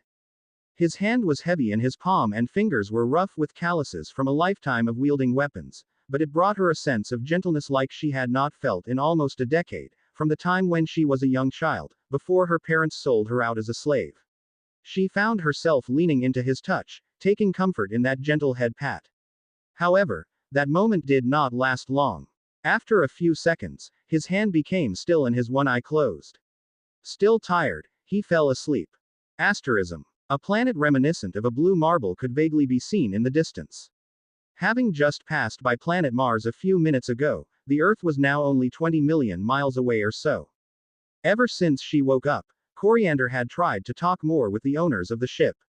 But the man was in terrible shape, bedridden and unconscious, while the talking fox appeared to be in an awfully bad mood, even worse than when they had just met and he hit her. Any attempt of her starting a conversation was shot down with a growl and a fierce glare from him. After the third time, the girl wisely decided to stay silent and let the angry fox have his peace and quiet. Nonetheless, the ship's destination was of great importance to her too, since she was aboard as well. When she realized that they were on their way back to Earth, she could not hold in her doubts and worries and said, why are we going back to Earth? Last time we went there they fought against me and they fought against your master too. They are not friendly. Kyuubi growled at her again. Naruto is not my master. He is my little brother. Coriander recoiled at the anger in the fox's voice and stood silent for a while. I'm sorry for my wrong assumption. Don't be angry at me anymore, please. The fox let out a low growl from his chest. I'm not angry at you, but I'll get pissed for sure if you don't shut your trap for a moment. We're going to Earth for Asylum. They are not bad people deep inside, they're just morons. But it's exactly because they're morons that they will protect us from others. Now that you know why we go there, please keep quiet. The Tamaranian princess made herself small and did not say anything else. In her mind, however, she wondered why was the fox so mean and angry at her all the time. Does he hate me? Or maybe he hates everyone. Or it could be that he's stressed because of his brother's condition. Kyuubi was, indeed, stressed out and very worried because of Naruto's condition, but that was not the only reason for his irascibility. The main reason for his bad mood was the massive amount of natural energy he had absorbed.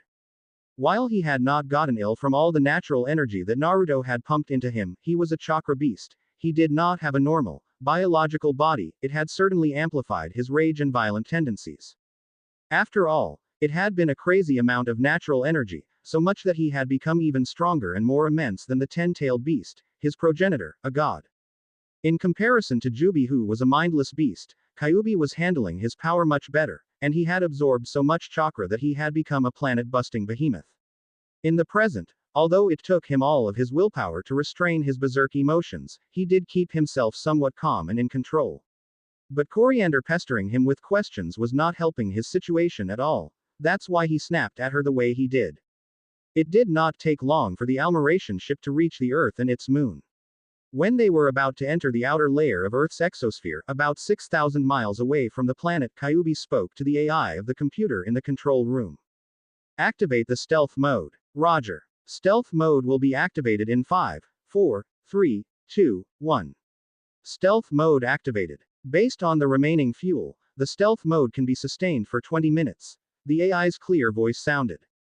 A light flickered on the exterior of the ship and, after a few seconds, it became almost invisible. A vague distortion of the space was the only trace left of it. It was the perfect camouflage technology. That's how they had bypassed the Watchtower's radars and sensors 2 days ago as well when they came to capture Vandal Savage. The Almeration ship was about to enter the thermosphere of the planet when a very bright yellow light appeared seemingly out of nowhere and targeted it. Startled, Kyuubi used 2 of his tails to abruptly steer the ship away, performing a role that would have made even a professional pilot proud, managing to just barely dodge that yellow light. His efforts proved to be in vain, however, when the yellow light turned around and targeted their ship again, like a homing missile. This time, it was impossible to dodge it. But Kyuubi did not give up. One of his tails elongated and pressed a red button. Energy shield deployed. Shield capacity 100%. Stealth mode deactivated. The AI announced. The fox growled in annoyance. The stealth mode being deactivated meant that the Justice League's watchtower would no doubt catch wind of their arrival, but it was still preferable to having their ship blown up by that weird yellow light missile. But the following scene greatly startled Kyuubi. The yellow light passed through the energy shield unhindered and then even through the thick glass of the control room's window without as much as making a hole or causing any type of damage. It was as though it was immaterial. The yellow missile headed straight to Kyuubi, who was in the pilot's seat. But now that it was right in front of his eyes and he could see it clearly, Kyuubi said in disbelief. What the hell? It was a power ring. A yellow power ring belonging to the Yellow Lantern Corps, led by Sinestro.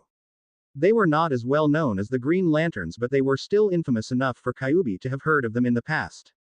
The yellow power ring went straight to his right paw and enlarged enough that it fitted around it like a bracelet. An intense yellow light started to glow as it enveloped his body, and Kyuubi heard a voice coming from the ring. You have been chosen to wield a yellow power ring. Kyuubi, the 9-tailed demon fox. You will be subjected to psychological and physical reconditioning. You will be transported to. All the rage and anger that Kyuubi had been bottling up until then exploded. Don't screw with me, he roared, and a wave of crimson-red chakra burst out of his body. Psychological reconditioning. You think you can enslave me? You think I'd let anyone ever control me again? His size started to increase again and his entire body became covered in fire. The board of the ship and the supercomputer were melted in an instant and deafening alarms started ringing. The ship began to shake terribly because the computer that had been controlling everything was destroyed. The gravity generator stopped working and the atmospheric pressure in the ship started to decrease rapidly. The ship began to lose altitude at a breakneck speed, and it soon reached the lower layer of the thermosphere. Conflicting emotional resonance detected. Rage overpowering fear. Targeted sentient deemed unfit to. The voice coming from the ring abruptly stopped because, at that moment, the gorilla-sized 9-tailed fox smashed his fire-covered fists together. A crisp sound was heard and the yellow power ring was crushed into pieces. But Kyuubi did not let his rage cloud his mind any longer. Quickly getting a hold of himself, he turned and tried to grab the controls of the ship, except that there were no controls left to grab anymore. The entire board had been melted by his flames a few moments before. Just then, the ship began to shake even harder and the temperature rose at an alarming rate. They had entered the mesosphere. Their ship had caught on fire. Fucking hell. One disaster after another. Kyuubi cursed. He abandoned any hope of salvaging the ship. With no working computer and no controls to steer the ship while it was burning up from the friction with the atmosphere of the planet, not only it was impossible to save the ship, but they would also be in danger of dying if they remained aboard when it collided against the Earth. Not him specifically, but the unconscious and half-turned to stone Naruto and the Tamarinian girl would definitely perish. He rushed out of the control room and ran straight to the living quarters. When he entered the bedroom, he saw Coriander protectively holding Naruto's kneeling statue-like body in her arms, to stop it from being smashed against the walls and the furniture as the ship was going down. Decisively, the now large fox wrapped two of his tails around the two of them and brought them closer to his body. A loud crash was heard when Kyuubi smashed his fist against the outer wall of the ship. Even despite his relatively small size at that moment, he was only as large as a silverback ape. His punch was so powerful that not only that it broke the wall, but the entire ship was smashed into several pieces. The three of them were hurled into the air, but with his 2 arms and 9 tails wrapped protectively around the unconscious and petrified Naruto and the Tamarinian princess, Kyuubi curled himself in a large ball of red fur, protecting them from all angles. Now, the ball of red fur started falling towards the ground like a meteorite. Wait, I can fly. Coriander shouted at the top of her lungs, trying to make herself heard over the intense winds and air pressure as they fell. Kyuubi's almost rabbit-like ears were not that long just for show. Though faintly, despite the roaring winds, he still heard what she said. He unfurled himself from his curled-up position, but he still kept 2 of his tails wrapped tightly around the 2 of them as they fell. A bright green light glowed in Coriander's eyes and around her hands, and her face became strained as she tried to stop their descent. What the hell, woman, you said you can fly. Kyuubi screamed when he saw that their falling speed was not decreasing at all. Coriander grabbed one of Kyuubi's large ears and yelled as loudly in it as she could. Make yourself smaller. You are too heavy. This brat. His ear was ringing now. He felt like wanting to smack her for what she had done. I'll definitely smack her when we get down. Despite his thoughts, he did return to his tiny form as a fox cub. Regardless, his arms and legs and his 9 tails still latched around Naruto's waist securely. He was preparing himself for the worst-case scenario. If the girl could still not stop them from falling, he would enlarge himself again and wrap Naruto in his tails protectively like before. For him, smashing against the ground from that altitude would be an annoyance at most. It was not enough to seriously hurt him. But he was worried about what the shock of their impact against the ground might do to Naruto while he was in his current state. For Naruto's sake, he preferred landing safely instead of making a crater in the ground with his body. Sure enough, after Kyuubi became a tiny fox cub, Coriander managed to stabilize themselves in the air easily. However, as they were currently in the mesosphere, it was extremely cold, way below the freezing temperature of the water. Holding the petrified form of the kneeling Naruto in her arms and the fox that was latching onto his waist with his tails like an octopus, Coriander dived headfirst towards the ground at a very high speed. But, as it was a controlled flight, Kyuubi did not worry. They were only around 20 miles above the ground, somewhere above the Indonesian archipelago, when a very large construct of green light in the form of a human hand stopped them in their flight. From behind them, a group of 5 people appeared, surrounding them from all sides. They were none other than Green Lantern, Superman, Hawkgirl, Martian Manhunter and Wonder Woman, the 5 that could fly out of the 7 founding members of the Justice League. Chapter 12 Asylum. 2 days after the Jump City incident, the members of the Justice League were together in the Watchtower at the request of Superman. The mood in the conference room was stifling and unnatural. Batman seemed more taciturn than usual. Green Lantern and Martian Manhunter looked like they had a lot on their mind, and Wonder Woman appeared to be distracted, not fully focused on her peers. Flash was his usual easygoing self, but strangely enough for the rest of the JL members, Hawkgirl seemed to be in a great mood. Superman sat up from his seat and opened his mouth to say something, but Batman unexpectedly spoke first. Before you tell us the reason you called us, I'd like to say a few things. Looking back at what happened, I believe we could have avoided a fight with that alien mercenary. And it was all my fault. I want to apologize. Momentarily, the other 6 heroes were stunned. They had never seen Batman apologizing or admitting he was wrong about anything before, and they'd been together for about a year by then. Though no less startled than the others, Superman was the first to react. You did nothing wrong, Batman. It was the right. Please let me finish. Batman raised a hand and said. The truth is that we didn't need to start a fight against him right away. We could have tried to solve our issues with him diplomatically first. After all, he was not the violent type that couldn't be reasoned with. Quite the opposite, he tried to reason with us and avoid clashing against us. But I let my ego get the better of me that day and I endangered you all. I have no excuse for that. I would like to temporarily retire from the Justice League and. Superman interrupted him once again. Absolutely not. That's exactly the opposite of what we should be doing now. We have faced other powerful aliens before, but we stood united.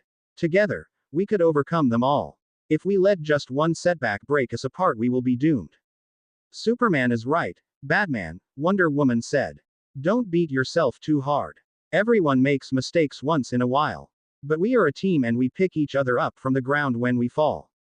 Martian Manhunter and Green Lantern nodded and Flash grinned and rushed behind Batman and put an arm around his shoulder as if they were best pals. Flash had expected for Batman to growl at him like usual for getting too close into his personal space, but, to his amazement, Batman did not as much as glare at him.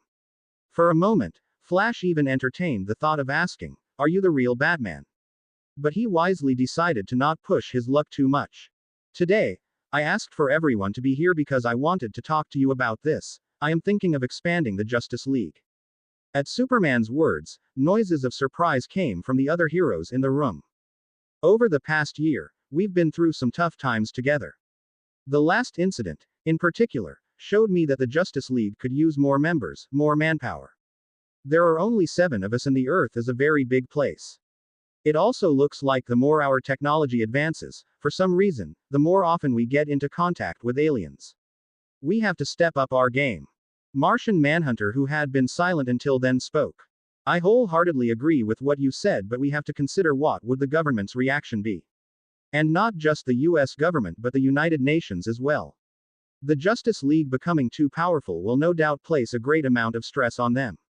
Our decision to amass more power could be interpreted as hostile. We are already under the entire world's scrutiny. While the Justice League were discussing in detail the pros and cons of expanding their organization, a very loud alarm rang in the watchtower.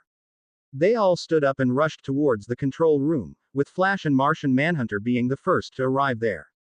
Asterism. 20 miles above the ground, somewhere above the Indonesian archipelago, a very large construct of green light in the form of a human hand stopped Coriander, Kyuubi, and the turn-to-stone Naruto in their flight. From behind them, a group of 5 people appeared, surrounding them from all sides. They were none other than Green Lantern, Superman, Hawkgirl, Martian Manhunter and Wonder Woman, the 5 that could fly out of the 7 founding members of the Justice League. But when the Justice League got the chance to take a better look at them, they received a small shock. The turn-to-stone Naruto was terrible to look at. More than half of his body had become a statue and it had taken on a toad-like appearance.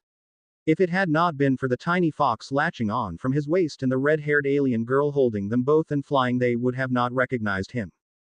Jesus, no wonder he used to wear a mask, Jon Stewart unknowingly blurted out, earning himself a glare from Hawkgirl and Superman.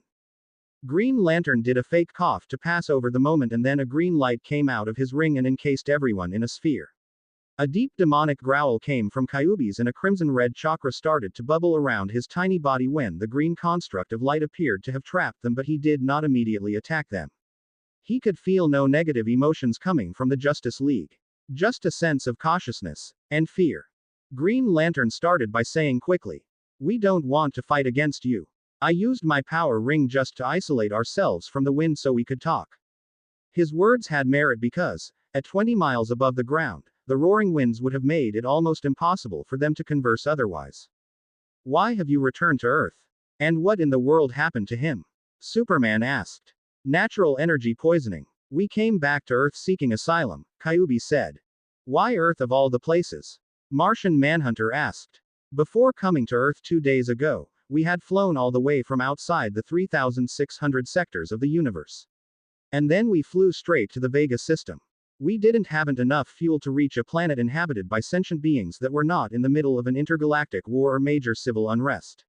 Earth was the closest. Kyuubi could naturally talk to any sentient beings regardless of their language. However, that was not the case for Coriander.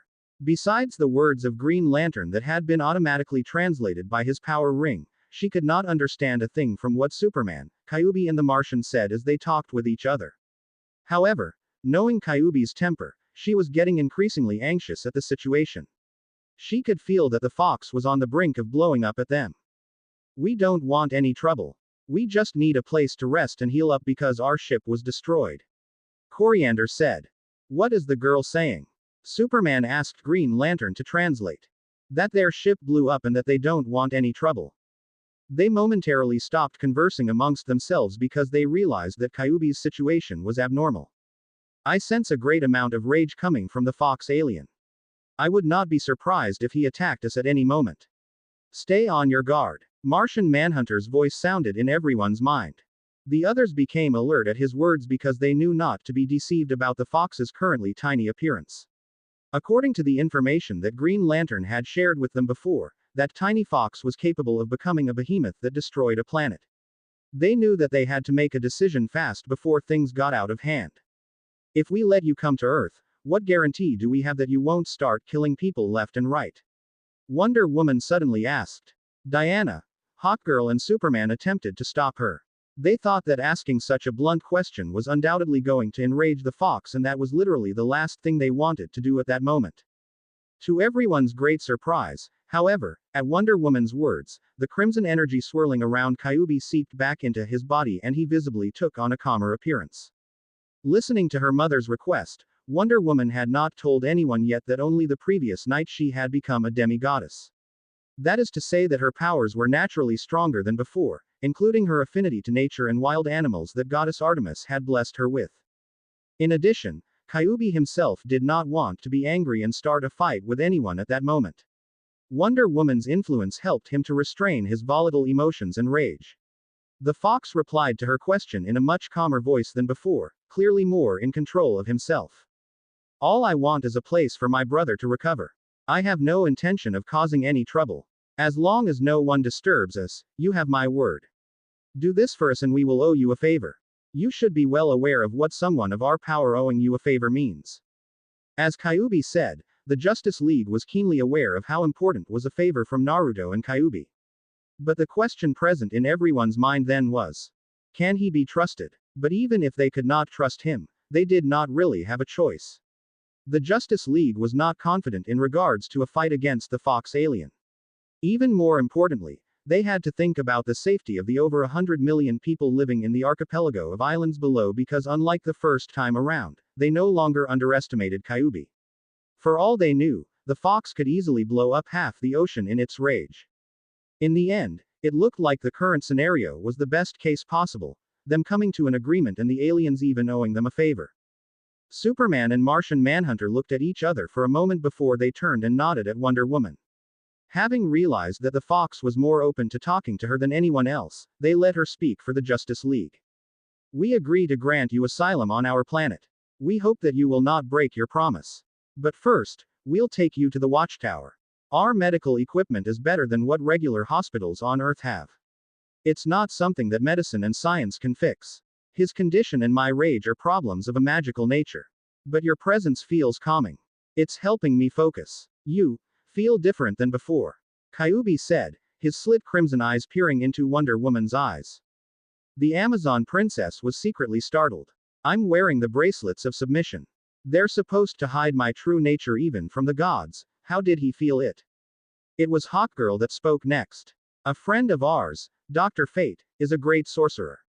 He may have a solution to your problem if it's of a magical nature. Inwardly, Kyuubi was a bit suspicious of their behavior. But he came to terms with it once he realized what the Justice League must be thinking at that moment. They're afraid of endangering the millions of people below. The Green Lantern Corps have surely found out about what we've done to the Scions by now, so most likely the Justice League is aware of my power now too. That's why they're so willing to talk now, Well, no matter. It works for us. As if he knew exactly what Kyuubi was thinking about, Green Lantern spoke at that moment. We understand how dangerous you are and we don't want to risk a fight that would endanger the lives of the innocent people below. But even if the Justice League might not be enough to stop you, you should know that the Green Lantern Corps most certainly can. I will also let you know that the Guardians have already classified you as a universal level threat and they have their eyes on you. Green Lantern and Kyuubi looked into each other's eyes silently for a few seconds. As a green power ring wielder, Jon Stewart's willpower was strong enough to look into Kyuubi's crimson-red eyes without flinching in fear. That fact alone earned the man a bit of respect in Kyuubi's mind. Just as you said you don't want any trouble, we don't want any either. I am telling you this so you know that we do have the ability to fight back. Unexpectedly, Kyuubi nodded at his words. I gave you my word. I'm not a human. I do not lie. Asterism. 2 weeks had passed since Kyuubi, Coriander, and the petrified Naruto had arrived on Earth and struck a deal with the Justice League. True to his promise, Kyuubi did not cause any incidents. Instead, he had spent most of his time sleeping, gradually eliminating the excess of berserk natural energy that he had previously absorbed. The Justice League had kept their word as well. Currently, a man dressed in a blue suit, a yellow cape and wearing a golden helmet was coming out of the javelin together with Superman and another blonde-haired teen girl. Dr. Fate, you've arrived, Green Lantern said as a form of greeting before raising an eyebrow and asking Superman, what's she doing here? A helpless expression appeared on Superman's face. She's been pestering me every day over the past 2 weeks to take her up to the watchtower. Meet my cousin, Kara Kent. Kara, this is Jon Stewart, a Green Lantern. But the girl in question was too busy ogling at her surroundings to notice the annoyance in Superman's voice. Nice to meet you, she said in a chirpy voice before taking flight, starting her exploration. She's quite a handful, Green Lantern remarked. You don't know half of it, Superman said and sighed. Despite his sighing and the tone of his voice, there was a smile on his face as he looked at Supergirl who was zooming around with no care in the world. Shall we go? Dr. Fate said from the side. The three men walked towards the hospital wing of the watchtower. When they arrived in front of the room where Naruto slept, Dr. Fate was the only one who stepped inside. Superman and Green Lantern remained outside, watching through the window. Sensing the newcomer's presence in the room, Kyuubi woke up from his slumber and opened his eyes. He had been sleeping on Naruto's chest, curled up and purring just like a cat. Hard to believe a fox as adorable as that is as dangerous as you say it is, Supergirl said when she came next to Superman and looked through the window just in time to see Kyuubi arching his back and stretching his tiny limbs as he yawned. That adorable fox can turn into a half-a-mile-long monster and blow up a planet. Appearances can be very deceiving. Green Lantern said. Supergirl stuck her tongue at his words, making Superman chuckle and ruffle her hair with his hand. So he is the one who saved me from Argo? She asked and looked at the sleeping Naruto with undisguised curiosity. Whoa, are those whiskers? Why didn't you tell me how cute he was? Superman palmed his forehead, feeling the beginning of a headache. He used to wear a mask. I couldn't see through it even with my X-ray vision. And if you saw him when he came back 2 weeks ago, you wouldn't think he was cute. He looked like a half-human, half-frog. It was only a few days ago that his face returned to normal. At least what we think it's his normal appearance. It was the 5th time Dr. Fate came to the watchtower to cure Naruto. Living up to his name as the owner of the Helmet of Fate and one of the greatest sorcerers in the world, Dr. Fate did manage to alleviate some of the effects of the poisonous natural energy in Naruto's body and speed up his innate regeneration ability. Because of that, the stone and toad-like appearance of his face reverted to his original looks. His petrified leg had been turned back to normal as well. Only one of his arms was still petrified. By the way, who is that girl? Following the direction that Supergirl was pointing at, Superman and Green Lantern noticed Coriander who was sitting on a sofa in the room, not far from Naruto's bed. The red-haired girl was focused on the PSP in her hands, busily pressing its buttons. She's the girl that caused that big commotion in Jump City 2 weeks ago. Apparently, the Scions have destroyed her homeworld, Tamarin. Myself and Wonder Woman are the only ones who can communicate with her. She doesn't know our language, Green Lantern said. Supergirl grabbed the handle of the door and was about to go in, but Superman stopped her. Don't go in there or that fox will beat you up good if you barge in. Flash felt that on his own skin. That fox doesn't like anyone else besides Dr. Fate and Wonder Woman. Supergirl made a bummed out sound. I can see why he'd like Dr. Fate. He's curing his friend's condition. But why does he like Wonder Woman? Green Lantern shrugged his shoulders. Beats me. Something to do with the blessing she received from the Greek gods, I guess. But I can't help thinking that something is different about her these days. You've noticed that, Superman? Or I'm just overthinking things? Superman nodded. I can't put my finger on what exactly is going on either, but she does look like she has something on her mind. Though Wonder Woman had always been rather serious and kept most things to herself, the rest of the Justice League had noticed the subtle changes in her after the Jump City incident. She became more introverted, she talked less than before, and she looked like she always had some pressing problems on her mind. Also, her hero costume had changed as well. Oblivious to what Superman and Green Lantern were worried about, Supergirl knocked on the window and then started waving her hands, attracting the attention of Coriander, who was playing on her PlayStation Portable. Coriander tilted her head in curiosity at the blonde girl who was making her signs to come over. She looks friendly, Coriander thought, and her face was brightened by a smile. Over the past 2 weeks, she had started to feel cooped. Granted, it was nowhere near as bad as the years that she had spent imprisoned, but it was a fact that she was bored. Seeing a girl of her age trying to make friends with her naturally piqued her interest. Leaving her PSP on the sofa, the Tamaranian princess came out of the room. Hello, I'm Coriander. What's your name? She said and raised her hand for a handshake. She's saying hello and that her name is Coriander. She's asking you to introduce yourself, Green Lantern explained. Supergirl shook the redhead's hand and a bright smile appeared on her face. I'm Kara. It's nice to meet you. But Supergirl's smile became a little stiff when Coriander seemed like she did not want to let go of her hand even after like 5 seconds passed. Suddenly, she was pulled. What? She began to say, but before she could react, a soft feeling came from her lips, as Coriander kissed her on the mouth, muffling her words. Supergirl backed away with a small shriek and a hand covering her mouth. Her eyes were wide and her cheeks were burning red in disbelief and embarrassment. Did I startle you? I'm sorry. My people have the ability to learn any language through the act of kissing. You stole my first kiss. Supergirl yelled in embarrassment, pointing a quivering accusatory finger at her. You look rattled. Perhaps it felt bad for you. I quite enjoyed it. Your lips are very soft and they taste sweet. Did you eat strawberries before? Coriander said. At her words, Supergirl gave up all pretense and just buried her face in her palms. Only her beet red ears could be seen. Coriander kissing Supergirl had been so out of the blue that Superman and Green Lantern were still watching the scene frozen. They had totally not expected something like that.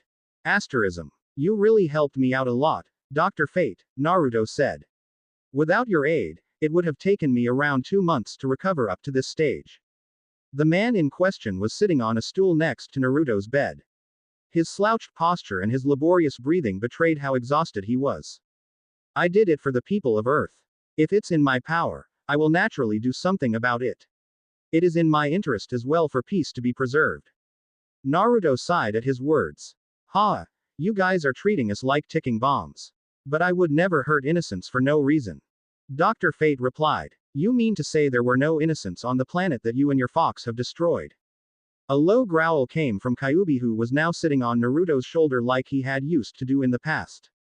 Naruto weakly brought his good hand up to pat him on the head and tell him to relax. I have no regrets about annihilating the Scions. There were no children or innocents among them. Only insane bastards who had taken over an entire system and took advantage of the Green Lantern Corps' preferential treatment of them and their pact of non-aggression to enslave and kill whomever they pleased in the Vega system. Over the hundreds of millions of years that the Scions had lived, countless have died at their hands. Even so, I would have not attacked them just for that. I don't get involved in others' problems needlessly, and I certainly don't do it for free. But they targeted me.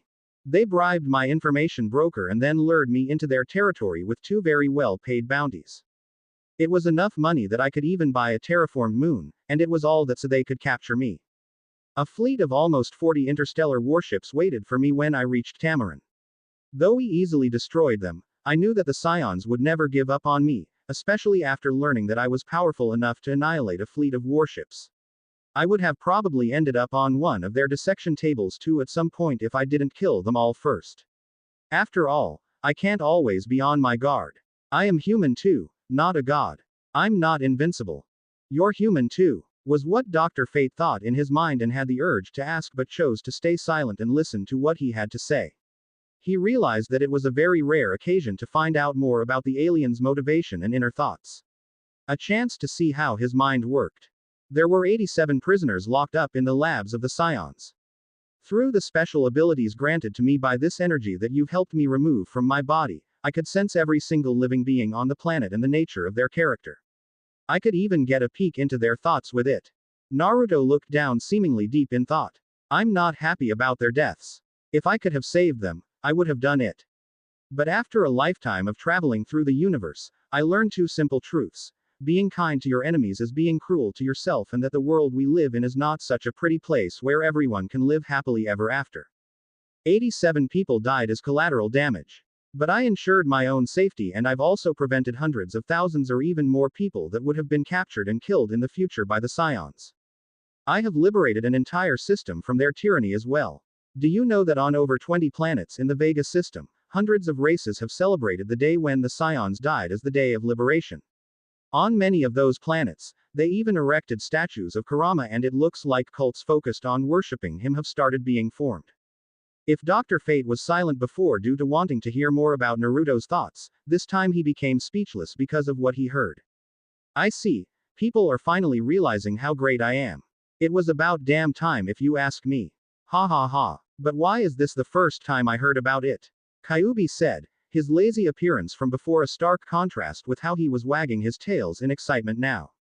I bought this information from a news agency after I finally got my face back to normal a few days ago, Naruto said with a chuckle and tapped his wristwatch-like device. I wanted to know what had become of the Vega system after what we have done there. He turned his attention back to Dr. Fate and said, I'm not a psychopath or a ticking bomb that could explode at any moment. Believe it or not, I used to be no different than you in the Justice League when I was young. I was called a hero by my people, I've saved many lives. Even after my homeworld perished, I continued to carry those noble ideals and aspirations for many years. But time and tribulations change everything. In the present, in your and the Justice League's eyes, I'm probably just a deranged alien with more power than a man should have. He laughed bitterly. It's funny, isn't it? You either die young as a hero or live long enough to see yourself becoming the villain. To be continued.